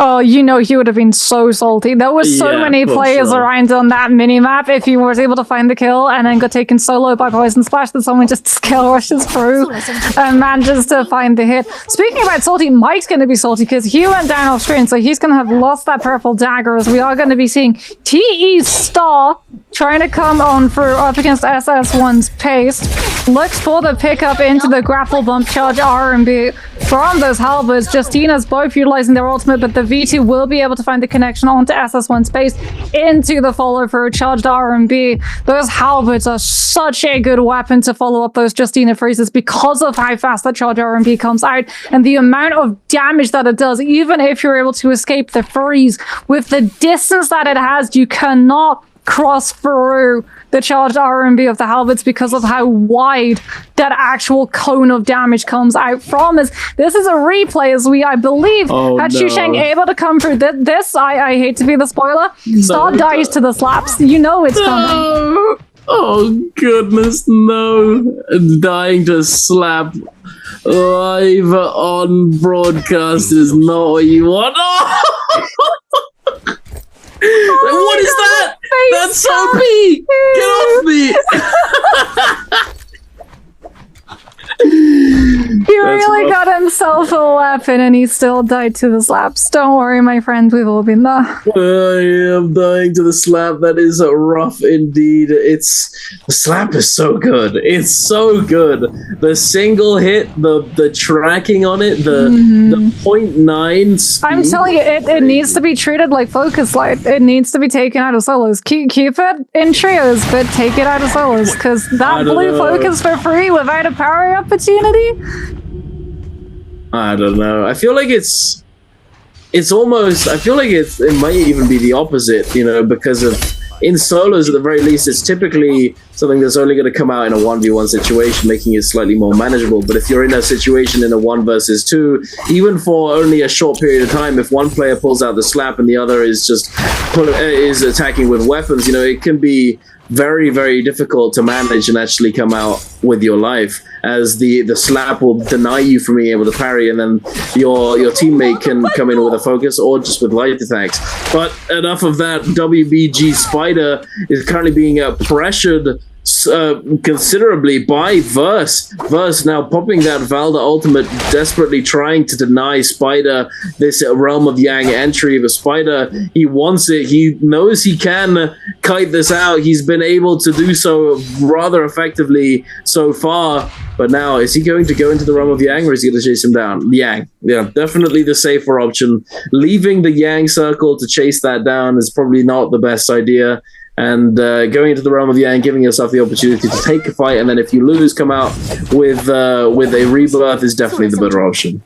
Now it's going to be Justina with the V1 from T25 up against the Akos area. So already utilizing the F2, but T25 does get parried with those fist blades. Goes for the double jump to avoid any follow through damage. Once he's out of that flop side, has to utilize the F2. Now puts himself onto the pillar. Doesn't go for the Scourge, goes for the jump LMV, managing to connect onto the Akos, who'd looked for the interruption. One dash is going to be invested. However, AIS with the Tiger Grab is going to be able to gold frame through it. Doesn't manage to go from out of the second. T25 able to come through into the grapple bump, into second grapple bump, into jump LMV, into freeze. The Justina ultimate, and AIS gets left frozen in the cold. That is rough, but very nicely done by T225, playing around those dashes extremely well. The first one being negated by the Tiger Grab, but immediately recovering and finding the value from the secondary dash into that freeze, into the reset. And here we jump on over to TE Star, who was definitely on the front foot in this situation when we swapped over, dictating the pace of that fight, having full advantage in terms of effective health, able to take down Spider in that situation and secure that Realm of Yang victory. But here on the outside, it looks as though T225 is not slowing down. He is trying to chase down a JDG's Chu Zong, who's now found himself kiting around this ballista tower. One of those really good spots to kite on, but it's still... It might be a bit rough if another player shows up here, or if T225 looks to fully commit and rush him down with that ultimate, as he is well within his right and ability to do so, as he does have that Vermilion Bird's Might. So even if he does go down, having utilized his ultimate a bit too early, he's going to come back to life with that Vermilion Bird's Might.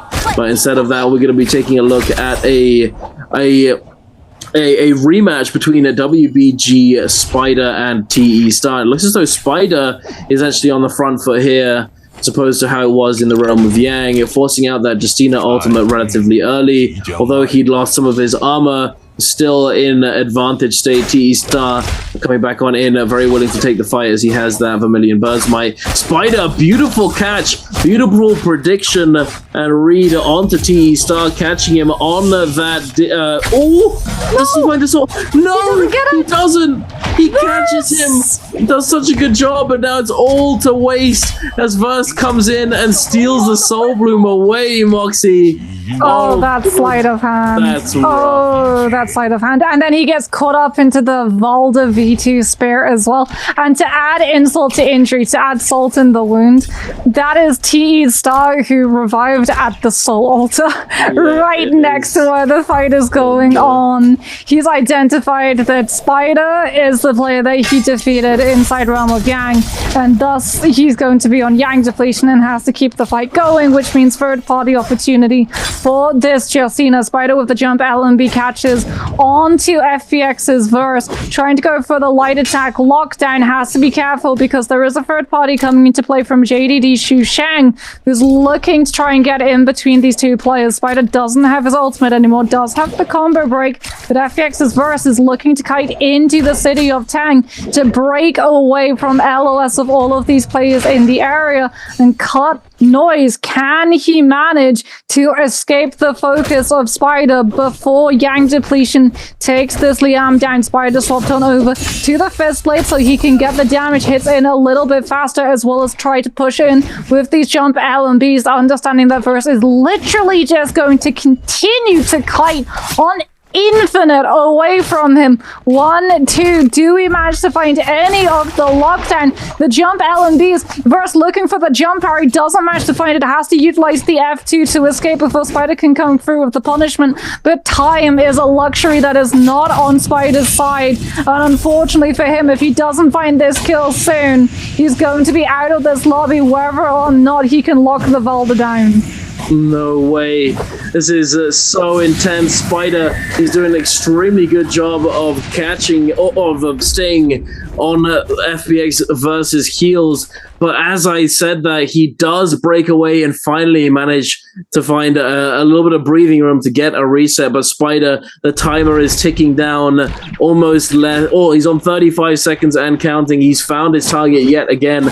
But the problem is that Verse, the longer he kites away, the longer he survives, the more time he has to regenerate that ultimate. And if he does manage to get that ultimate back online, he is not going to be going down within this time. And I believe Spider might now be contemplating just simply letting himself die to that Yang depletion and going quietly into the night, into the storm. It looks as though that's exactly what is going to happen here. Spider is going to... Oh, I think he's giving a kill over to Liam. I think that's what just happened. I'm not really sure, but he does. He's like, I screw this Valda. Oh, you have it. Oh, that's so unfortunate. However, this is a match I've been waiting to see for a very long time because Star's Realm of Yang fights have been absolutely exemplary. And he is going to be going up against Mike. It is going to be the Justina V2. We're going to see both of these players exchanging Skywalker blows with those dual blades. Mike on the Liam, still holding on to this combo break, comes on through with the halberd. Star going to be utilizing the F2, cancels out of it early to try and just get a little bit of tempo against Mike. Manages to find the jump parry. The Liam having to use the F to be able to recover. 1 dash has been invested. Unfortunately, the thing about the V2 is you only get 2 dashes. Star's only got 1 left. He goes into the Auric, gets stunned out, utilizes that next V2 dash, but panics and sends out the focus strike without having been able to connect onto the freeze. Now he's gotten parried, puts himself onto the top of that pillar, swaps them over to the pulse with the charged R&B. Let's try and come through with that skill rush, but Mike is able to come through a little bit faster with the charged R&B into the grapple bump, into the dual blade follow through,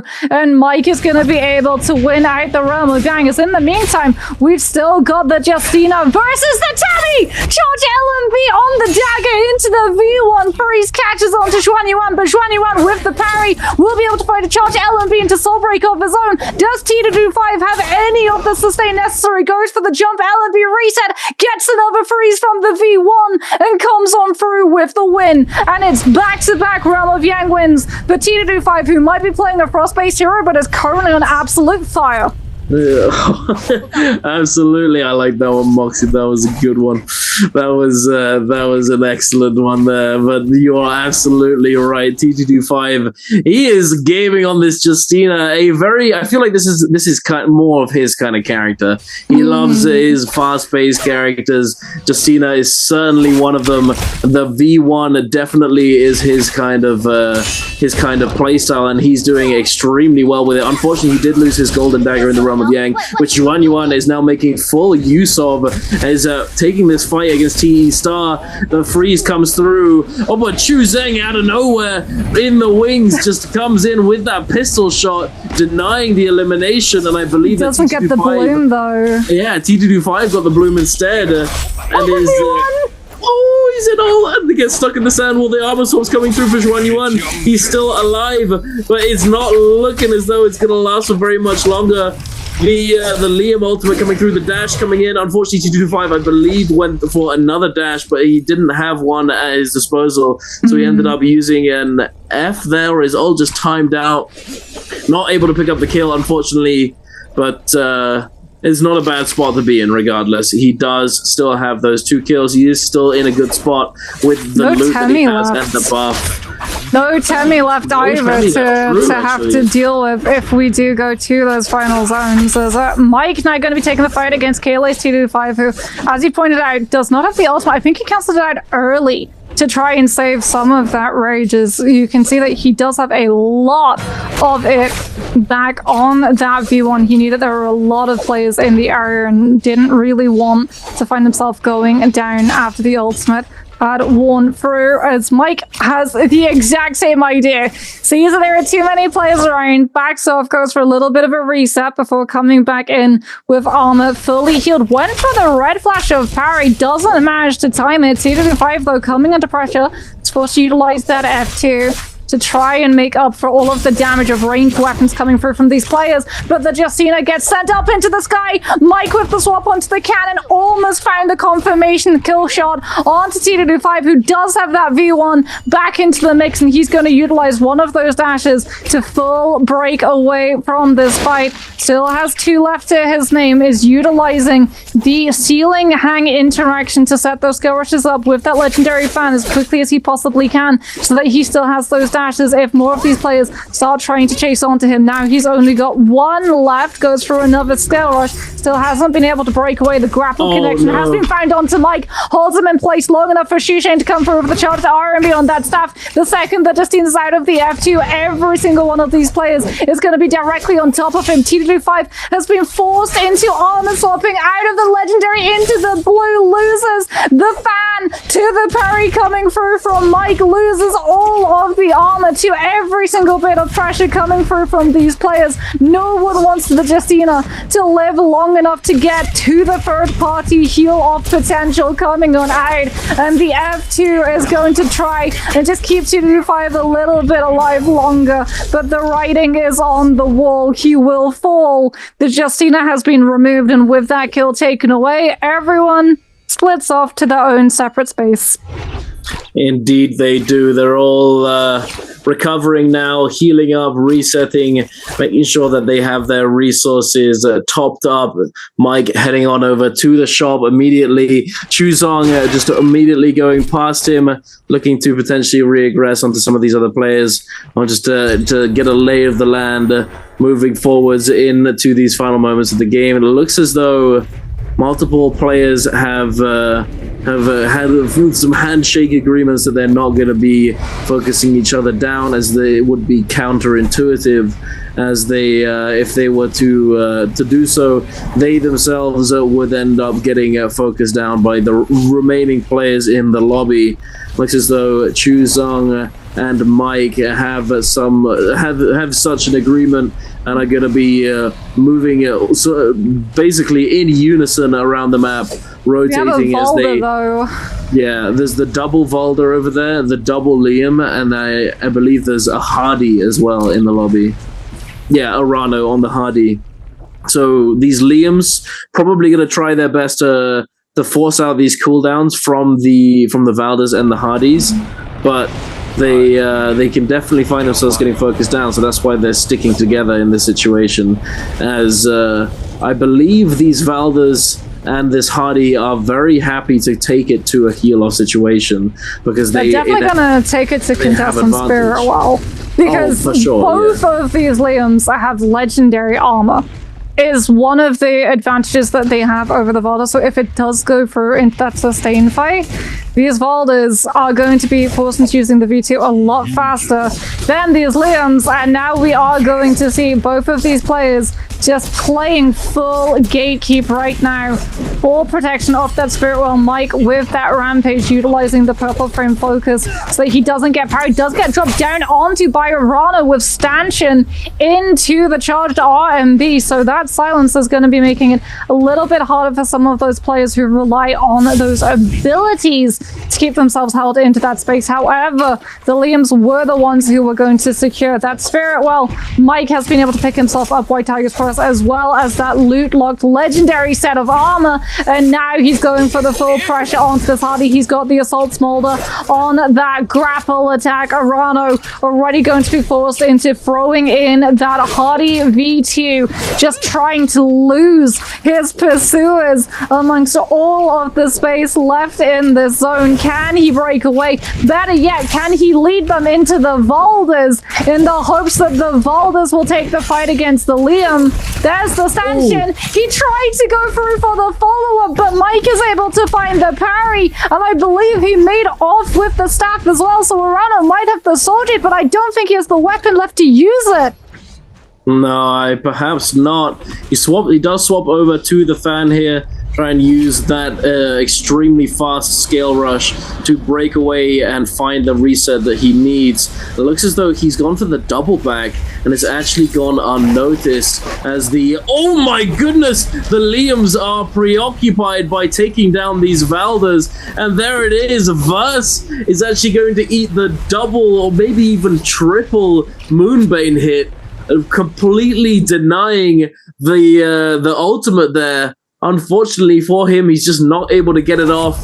He does just get bursted down instantaneously, and now Fong is the only Valder left alive, and is going to be tasked with trying to stay as inconspicuous as possible. And Mike has a valiant challenge scroll so that he can read the position of these other players. Yep. That is so rough. As that is rough for the Valder, for sure. Like, both Arano and Fong get to see that red circle, so they do have some understanding of where Mike is going to be approaching them from, but this is going to give them absolutely zero respite. There is no place of safety that they can currently hide. There's a couple of invisibility bushes, but they're still going to get picked up by those Valiant Challenge Scrolls coming on through. As you can tell that with that one, Mike has been able to spot out what EWG's Arano was. Arano just holding on to that Wild Wind Spout animation for as long as he possibly can, trying to just halve some of the damage from the cannon of the Liam, who's not in the front line, goes for the full skill rush. Mike chasing him down. This is one of those spaces that these players can just skill rush continuously back and forth from, which is really good news for the Hardy, as he's going to do absolutely everything that he can to try and survive into that heal-off situation in the hopes of being able to utilize this V2 and knock these players into that corruption tick damage, especially with that burn pressure. As DRG's Fong is not going to want to be taking a fight against the Hardy. They may be on different heroes, but both these players cannot take a fight against each other, because then they're forced into utilizing their ultimate. Fong, unfortunately, is going to be forced into utilizing his ultimate regardless. Mike, with the pressure, is able to take more than enough health to force Fong's hand. And with that V2 pressured out, Mike's job is done. The Valder doesn't have the ultimate for heal off, and he moves back into trying to find the hit onto the Hardy. Mike come back and haunt him though, because Fong with the spear found the drop down into blistering edge follow through, but unfortunately that's all his V2 is going to be able to pick him up. And OUG's Mike still had that legendary armor in the back pocket that he had from picking up that Spirit Well all that time ago, goes for the armor swap and is right back into the mix. Indeed, and on top of all of that, he wasn't forced to use that ultimate either. So he's still in the driver's seat. He's still gonna be policing this lobby as he has been doing so, having had that White Tiger's prowess buff to his name, and then also that red bounty giving him full information on where these players are. And he's very happy to just continue to do exactly this. So I believe he also may have Aurora Burst in his back pocket with that golden Hank Sword. I'm not too sure. We'll have to wait and see. He's been swapping between the Hank Sword and the dual blades. So we shall see as the game progresses onwards.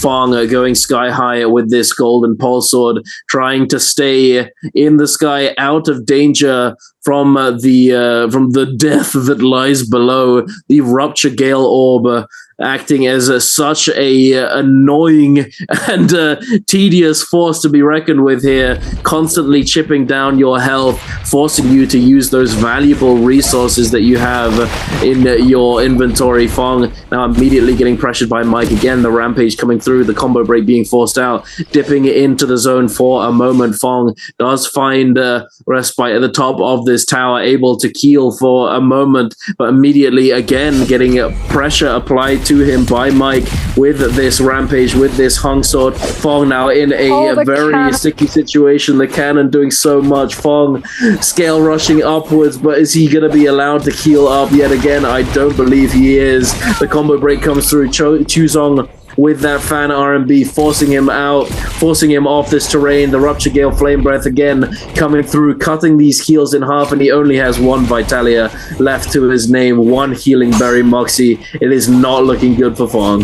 He's 20% away from the ultimate. Can he hold on? He's got the fan. He's looking for the Scale Rush. The Flame Breath does manage to connect onto him, though, and his Hellfire is going to tank. He makes one desperate last stand to come through with the combo break and maybe do enough damage with the Charge Vertical on that fan to build into the ultimate, but alas, it's not to be. And now it is going to be 2 Liams versus 1 Hardy before we see both Liams face off. Arano does still have that V2. He's going to hold on to it for as long as he possibly can. Potentially, it isn't even the 1v1. It might just go all the way to the heal off. You were indeed correct. Aurora Burst is going to be in play. Mike just standing solemn on the very low ground, preventing either player from getting into the safety away from that Corruption Storm damage, as Mike uses the teleport on that ultimate to put himself back away from the corruption damage to give himself the advantage of winning against these players that have already been brought low. Got the Soul Bloom reset from his fallen Liam's body, and with that will be the last player standing. Mike walks away, the second MVP for him of this day. Indeed. Is it just all X1 and OUG today? Mike and Wu Fong just dominating, able to secure the MVPs. No other players managed to get their hands on an MVP. So V2 to come through, although given the fact that he's already used that once, I'm not sure if these players will be expecting it a little bit more now. And so we're going to be having a look at X1's Wu Feng on this Temmie, potentially going head-to-head early on against either Zhuan Yuan or Mike in that multi-way fight. Uji's Mike with the F2 is going to kite him over to the bell, get a better idea of his surroundings. There's the F2 into the uppercut extension, guaranteed with those nunchucks to come through. He's kiting out the fighters. Also, if he finds an uppercut extension, he's going to be able to get more jump LMB juggles coming out as Wu Feng will be able to get a little bit of health deterrent onto Mike with the charged RMB back to back. He's able to catch Mike with that one before Zhuan Yuan can come through and threaten to steal away that kill. Wu Feng will be able to find the parry as well as Zhuan Yuan look to release that focus and clank against the charged LMB. And Wu Feng now able to find another uppercut connection into the jump LMB extension. Finds 2 kills very quickly off of the rip. Is this gonna be it, Moxie? Is Wufang gonna come away with the 4th MVP of the day, or is it not going to happen? We will have to see. I don't want to make any predictions as to Cast a Curse, the goat of the day, undeniably, considering he has the most MVPs so far. And is currently sat atop the mountain of this leaderboard here with 33.7. But wait a minute. Wait, Paste? Okay, I see you. Spicy. I was about to say bit of a blunder there. Pace just muscle memory, just ruining his combo, but no. He pulled something crazy out of the bag that I was not expecting. A nunchucks grapple combo, but I believe that he wasn't able to fully execute it. And in fact ended up actually catching the dodge of that player out of that F3. Very nicely done regardless though, but now in a bit of a tough situation, running up against Chuzong, who's just stealing all of his weapons, and he's got him so low HP, forced him to use this ultimate. Pace is in a dire situation. It is not looking too good for him. Pace armoring through this Auric Sword activation, however, unfortunately, he does not have enough time on that ultimate to stay alive and survive the tech chase from that player, from Chuzong, and he is going to get taken down here. But heading on over, we've got OG Mike, the X1 Wufang. Moxie, is Mike going to go down? He has no res. It is the rematch. Wufang was able to take Mike down off of the rip. Mike doesn't have that F2, doesn't have any of his armor either. Neither does Wufang though. Both of these players trying to find that in. The charge the RMB. Wufang looking for the max range parry on it. He's going to throw in that Temi ultimate, looking to isolate, but Mike's still going to be able to come through with the charge the RMB to force the F out. Will be able this time around to change the history and come out with the win. Do we see Wufang go for the salty res bout? Because he was thinking about it. He was hovering around that soul altar on the minimap. He knows that Mike does not have that revive. As we're going to be having a look at EWG's Arana looking to try and drop down from the rooftop with the charged RMB, anticipating ASC Xuan Yuan on that door frame exit. Doesn't find the uppercut connection, will be able to find the parry to force the combo break from the Temi. And we are going to see the attempt at the V2 catch. Misses the first one, still has another to throw, and he's going to go for the uppercut the grapple bump extension into charged RMB. And then when the Temi is in the flop state on the ground and cannot dodge the V2 cast, he will be able to find the scoop and the subsequent kill. Very nicely done by Arano, now picking up his second elimination, and Xuan Yuan being fully eliminated from the lobby as well. That is not what you want at all. Oh my goodness, no way! Look at Star's just cheeky grin on his face. That's going to be clipped. 100% that's going to be clipped. That's why I prefer the F2 over the F1.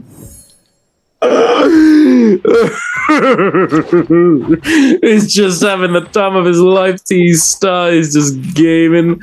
Oh my goodness, what a meme. Honestly, using the F2 to sign. Oh my goodness. That's content right there. That's cinema. If he can get a back-to-back with either another signpost or a fire cage drop down with that F2, oh my goodness. But 100%, that is being clipped. That's clipped and shipped. That is ready to go. That's going into the montage, Lamar. F2 viable options as opposed to the F1. Sure. Mike not going to be able to find the F2 connection onto either a signpost or a player. As it does look like Wufang thought better of going for the salty run back. He's instead going to be trying to chase down Haley's T225 on the Valda. Throws out the charge vertical on that long shot and is going to pay for it. Up into the air we go, and it's on the slope, so we get an additional juggle into the RMB. And T225 not going to be able to utilize any of the Valda V2 duration to get a heal off because he did not have the combo break available. Wufang just making it look oh so clean with every single one of his extensions so far today. Does he get it again? No, Spider is able to come through with the F2 to deny the chain. I will say that was at first I was surprised that T225 at that low HP decided to use that ultimate, but then immediately recognizing that he didn't have very much time left on his rebirth, choosing to cancel his ultimate once he was in that combo to then let himself go down and make use of that rebirth that he had available to him. But oh my goodness, Wu Fong, he gets it again? he's gaming. No way, he gets that grapple bump, but unfortunately not able to fully follow up, and then gets caught on the buttery rock. No! That's rough. Well, I guess rock, paper, scissors, or I get rock, paper. Rock still comes out on top as Uji's Mike sends himself to the top of that realm of Yang to try and chase down Jill's AIS. Combo break has already been used, but Mike is able to catch the tail end of it with that ACOS F2, and we go right back into the neutral. Neither of these players investing their ultimate just yet. Mike losing a lot of that purple armor that he's found, goes for the overhold on the LMB, goes for the cancel out of it the second time around, but AIS with the dual blades will be able to catch him with the spacing. The next hit of that F2 is going to be available. Mike with the scours, not going to be able to find the reset he was looking for, went for the wind gust light attack to try and knock the Hardy away from him, and doesn't get the opportunity to even come through with that V2. Unfortunate for Mike there. He went for the gamble, he went for the heal, instead of just ulting and potentially denying that engage from the Hardy. Unfortunate for him. Or going over to a separate realm of Yang. EWG Orano in a bit of a bad spot against Verse. Does use that first sphere on that V2 ultimate now. Verse armoring through that vertical blue focus there from Arano with that ultimate activation, and now looking to try and chase him down.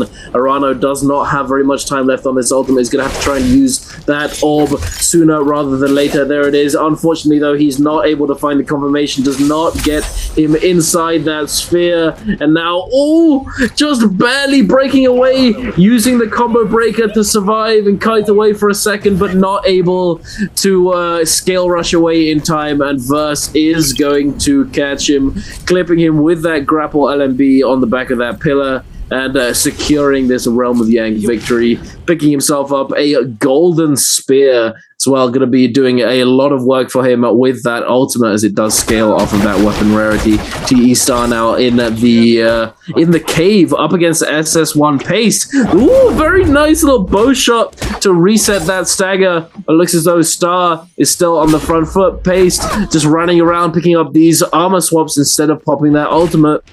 And then not only that, but he will have some fireflies on the outside of this cave, I believe, unless all of them have been picked up already, which would be surprising. TE Star.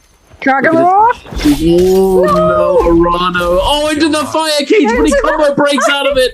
Oh my goodness. This game's so oogly, I love it. He still gets hit by it though. He gets hit by both the fire cage burn and the poison damage coming through from the toxic shroom. Oh, Star is so unbelievably low. Does have that ACOS ultimate.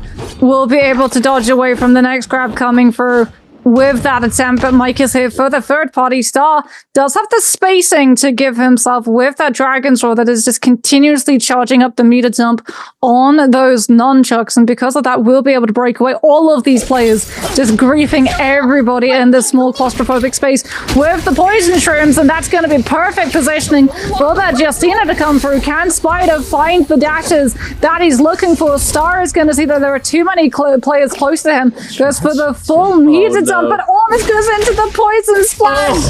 Does go into the poison splash. Mike now with the ACOS ultimate looks to try and find the catch onto Pace as he comes through and out of that Valder ultimate. He is so low. Managed to get an armor reset, but Mike is able to find the Tiger Grab into him. Will be able to find the connection onto the Valder, and everything that Pace was looking to reset with that armor has now been denied entirely. Spider looks to find the kill, will be able to grab it, but Mike is able to get the better prize. He didn't want the kill, he wanted the Soul Bloom. Objective achieved.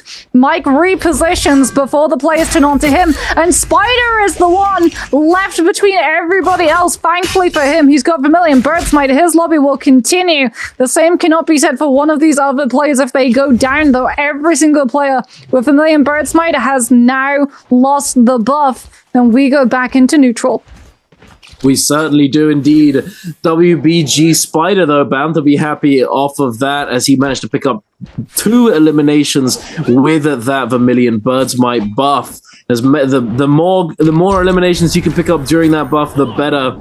And he's able to pick up 2 there, picking up to 3 eliminations total. FPX Verse as well in that situation has 3 eliminations, looking pretty good for him. But here we are taking a quick look at the replay from the Realm of Yang. That Spider, as we now know, did come out victorious of the quick bow shot off of that RMB focus attack on the grapple combo. Spider, you know, he goes for the hold dash forward as it does get caught by that horizontal focus on that staff. Spider now getting chased down, paced with that ultimate. Oh, the V2 coming through, able to catch the freeze. Oh, beautiful crouch coming in from Spider, denying that combo start from the staff, setting out this Hang Sword LMB focus into that freeze, into the scale rush. Spider's just, oh, this is he wins this, by the way. What on earth? Spider, 1 HP, goes for the scale rush, doesn't see. Oh, no way! No shot, this guy! 1 HP in a dream, and he's just able to come out and clutch it up, taking that dub. I believe that he caught the Valda on the startup animation of a jump LMB, and now obviously you might think, hey, where's my Clank? But at the end of the day, there is on certain attacks the startup animation of them is different. So if certain attacks have faster startup animation than others, and jump LMB on staff, although it is pretty speedy, it's not the fastest in the book. And with that Hang Sword scale rush, he's able to catch him before it fully activates, denying the Clank into that combo. Beautifully done by Spider. Very nice play. Oh, Dunk, we're about to get an absolute treat. It's X1's Wufong versus Mike inside the Realm of Yang. Wufong with that Hang Sword on the Temi, dodges the Akos F2 before coming on through. Mike is able to find the focus, tried to go for the follow through, but Wufong was ready. It might come out faster, but he's still got the timing to be able to go for the parry. The combo break was invested from the Temi, but Mike is able to come through with the chase down of the Akos Tiger Grab, but Mike gets caught out inside the Temi ultimate. And Wufong now finds the grapple bump into horizontal, puts himself back into his ultimate, however, to get the reset off, and Mike is also able to find a shield potion at the same time. Both of these players now outside of their ultimate, both still have access to the Fs if need be. Mike does not have a lot of his armor left, will be able to find the horizontal into grapple bump, but will not be able to find the charge RMB follow through on flop because the Temi had that F ability to just break away from it. That's the Temi's ultimate breaking through now, though, as Mike looks to try to come through with the spacing. Katana versus Hang Sword. What's going to be able to come out on top? Mike is able to find the juggle against the invisible wall. Looks to try and find the punishment. Wufong's able to find the horizontal into grapple bump, into RMB, into jump LMB when Mike is still on the floor. And Wufong walks away the winner. That's insane. I saw it come through. So when you're that close to the wall on those grapple RMB focus combos, if you're that close, the second hit of the RMB focus on Hang Sword sometimes doesn't come through and hit. And I in that specific situation, I saw it not hitting, and I was wondering what his option select was going to be. So he went with the wake up roll into the F2, which obviously is somewhat safe a lot of the time, but can be rather telegraphed. In those 1 HP situations, it's almost obvious that that's what they're going to do. So he just goes for those jump LMBs, knowing that even if he does get clipped by that, he's just going to come down and hit the floor, and no combo is going to come through. Very nicely done by Wufong, taking out Mike in that Realm of Yang. But as we come out of this Realm of Yang, TE Star gets caught just between a rock and a hard place. All of these players surrounding him. Mike, now in a similar situation himself, catches the parry. AIS eating a lot of damage from these purple nunchucks. Mike popping that ultimate, gonna try and catch AIS out of the air with that Tiger Grab, but it doesn't look as though he's going to be able to keep up with him, unfortunately. And now looking to go for this reset. AIS trying to find this Akos who he knows has used ultimate.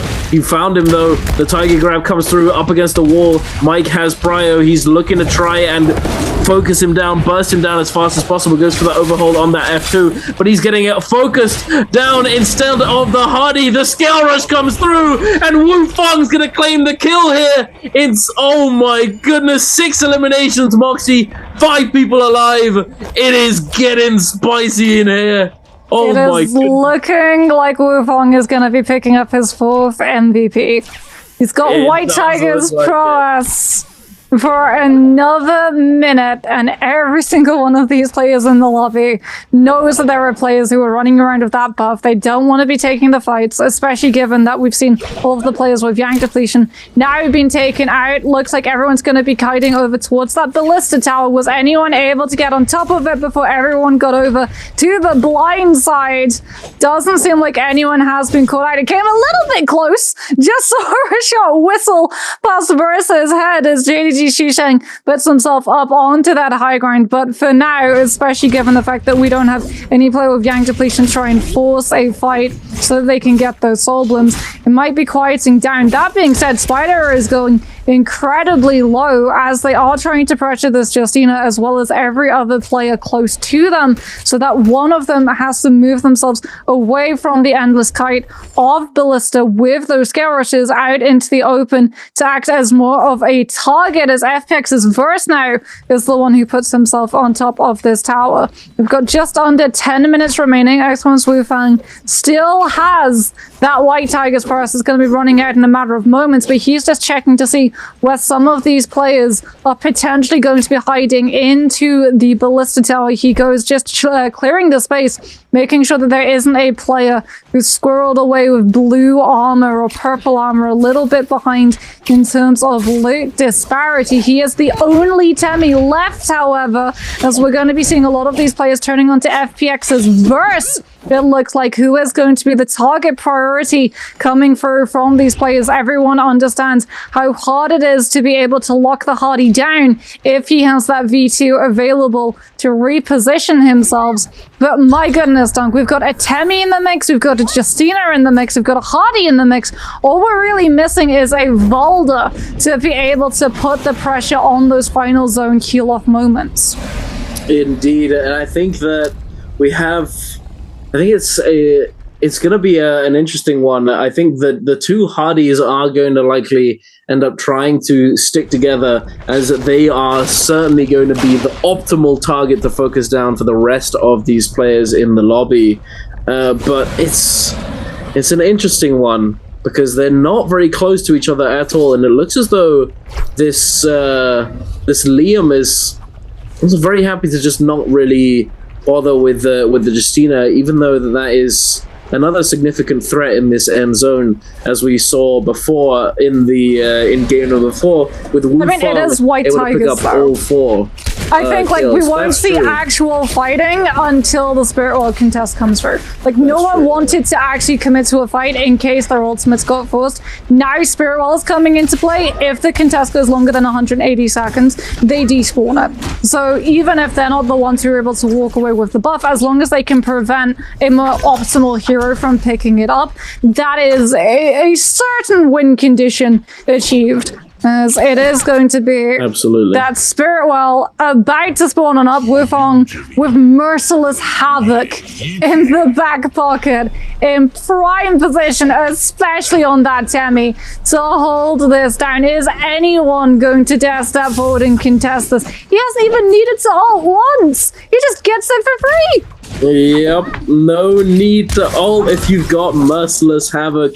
He is very happy to hold onto that ult, especially considering that I don't think he thought Chuzong of the Liam was going to be willing to commit to deny that Spirit Well there, as it's just not really worth it in that situation. You don't want to get ulted by a Tumult who has an armor swap ready to go if he does catch that Spirit Well, with all of these other players going to be turning up very soon. As a Liam, you end up in a pretty bad spot if you have your ultimate forced out early on. Although, yes, you can kite it out with those teleports, it's not what you want going into the end zone, as not having ultimate is going to make you a very, very vulnerable target. And speaking of being a vulnerable target, it looks as though Spider might be in a bit of a bad spot, having used his a combo break ability now. The Hardy ult is going to come out. he might get forced onto right now. The ult comes out from Spider. He is running that V2. Unfortunately, now only using one of those dashes, only having one left in the back pocket. It's gonna be a tough task to make it out alive. Uses that secondary dash. The Moonbane is coming down. Spider trying to fend off this onslaught. I'm not sure if he's gonna make it out alive though, Moxie, as this is tough. The cannon, the flame breath, the Wu Feng coming in with that target. Oh my goodness, he's alive. That's insane. Yeah, his life just flashed before his eyes. I'm pretty sure. It really did. His life just flashed before my eyes. I saw that grapple and I was like, he is 100% getting caught between one of those Moonbanes. Yep. He's trying to do absolutely everything he can. He's the only Justiner in this lobby. The players saw him with the V2. They know that he's going to be out of dashes. The only way that he could have stopped from just being pursued relentlessly was to take his chances and just zigzag in and out of Moonbane. He didn't go through Moonbane once. He went through it twice.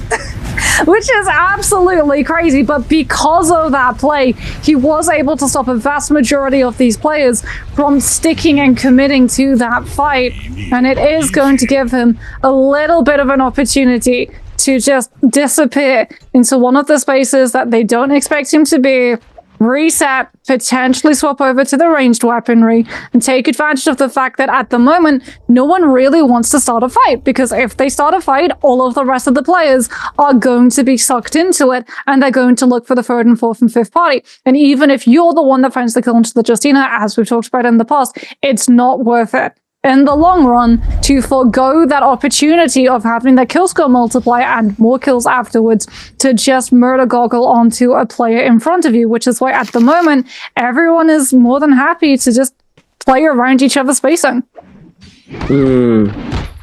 This is gonna be interesting how we see this progress. I'm still surprised that Spider is alive. That is just crazy to me. The fact that he made it out alive, made it through the Moonbane, just by the hairs on his chin, you know, he's just barely making it through. Actually insane that he lived.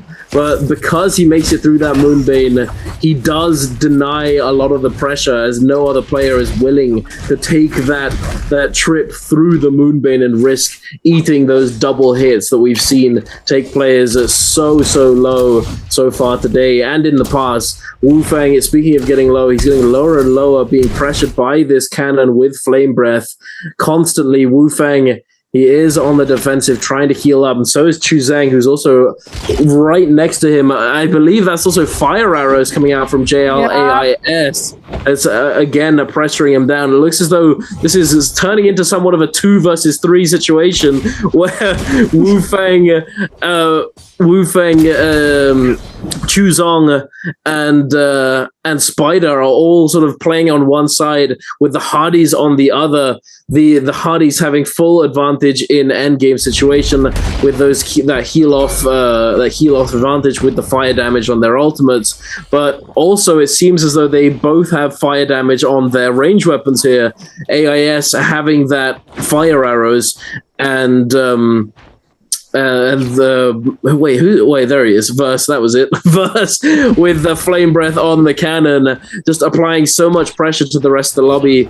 They have full agency to just do whatever they like right now, although they have to be very careful, as these other 3 players are very willing to focus them over anybody else. Dragon Roar! Oh, Spider had to use the F2 to escape that Dragon Roar, and this is the fight. We're gonna see it now. AIS gets forced into using that ultimate first. Has to be careful that he doesn't stay in the zone too much. It is going to take a lot of damage and temporarily gets grounded, and that's going to be enough. Verse turns onto him, gets the last hit with the cannon, and now it is going to be a 1v1v1v1 with those kills having come through and some of those ultimates as well as combo breakers being forced. Looks like everyone is either going to pick up resources from the body so that they have a better chance of living to the heal-off situation, or they're going to wait for things like the Temi ultimate, just as we saw on that game of Holoroth, and play reactive instead of preventative. Burst running around with the charged RMBs on that pulse. So does he have blistering attached to it? He's definitely got the cannon out, putting pressure onto Wufong. On that Temmie, Spider looking to come through with the charged RMB. On that staff, has to be careful that he doesn't utilize it too much. Get it parried, just as we saw previously in the game. Flame Buff is indeed going to be attached to that cannon coming on through from the hotties. We see the fire tick slowly starting to melt away at Wufong's health. Takes a huge hit of damage from the vertical swing of that pulse. As he comes out of the corruption tick damage, has to throw in that combo break ability. Is still sitting, however, on that ultimate. Goes for the Stoneform Force onto the hottie to pressure Verse even closer away from the Temmie ultimate, further into that zone, so that Wufong is the only one not taking corruption damage at the moment. But just as before, the Justina saved the ultimate. Goes for the dash up, and Spider, living above everybody else's head, comes through with the V2, but the Liam saved their ultimates as well. The V1, the Auric, is able to find the teleport. Spider will be able to outlive one, but it's JDG Shu Shang that gets the last laugh. Liam was able to come through with the last standing, but was it enough for the MVP, or is that honor going to go potentially over to FPX, given we are currently looking at his player cam? There it is indeed. Verse on the hottie was able to come through with the overall highest score of game number 6. Indeed. Unfortunately, it would have been Wufong, as they ended up with the same number of kills, but Wufong goes down just before. Unfortunately, like, all the pressure coming through from those fire soul jades on the range weapons, meaning that he didn't have any healing berries, any Vitalia to his name in those last moments, not able to heal up, and just forced into a very bad spot.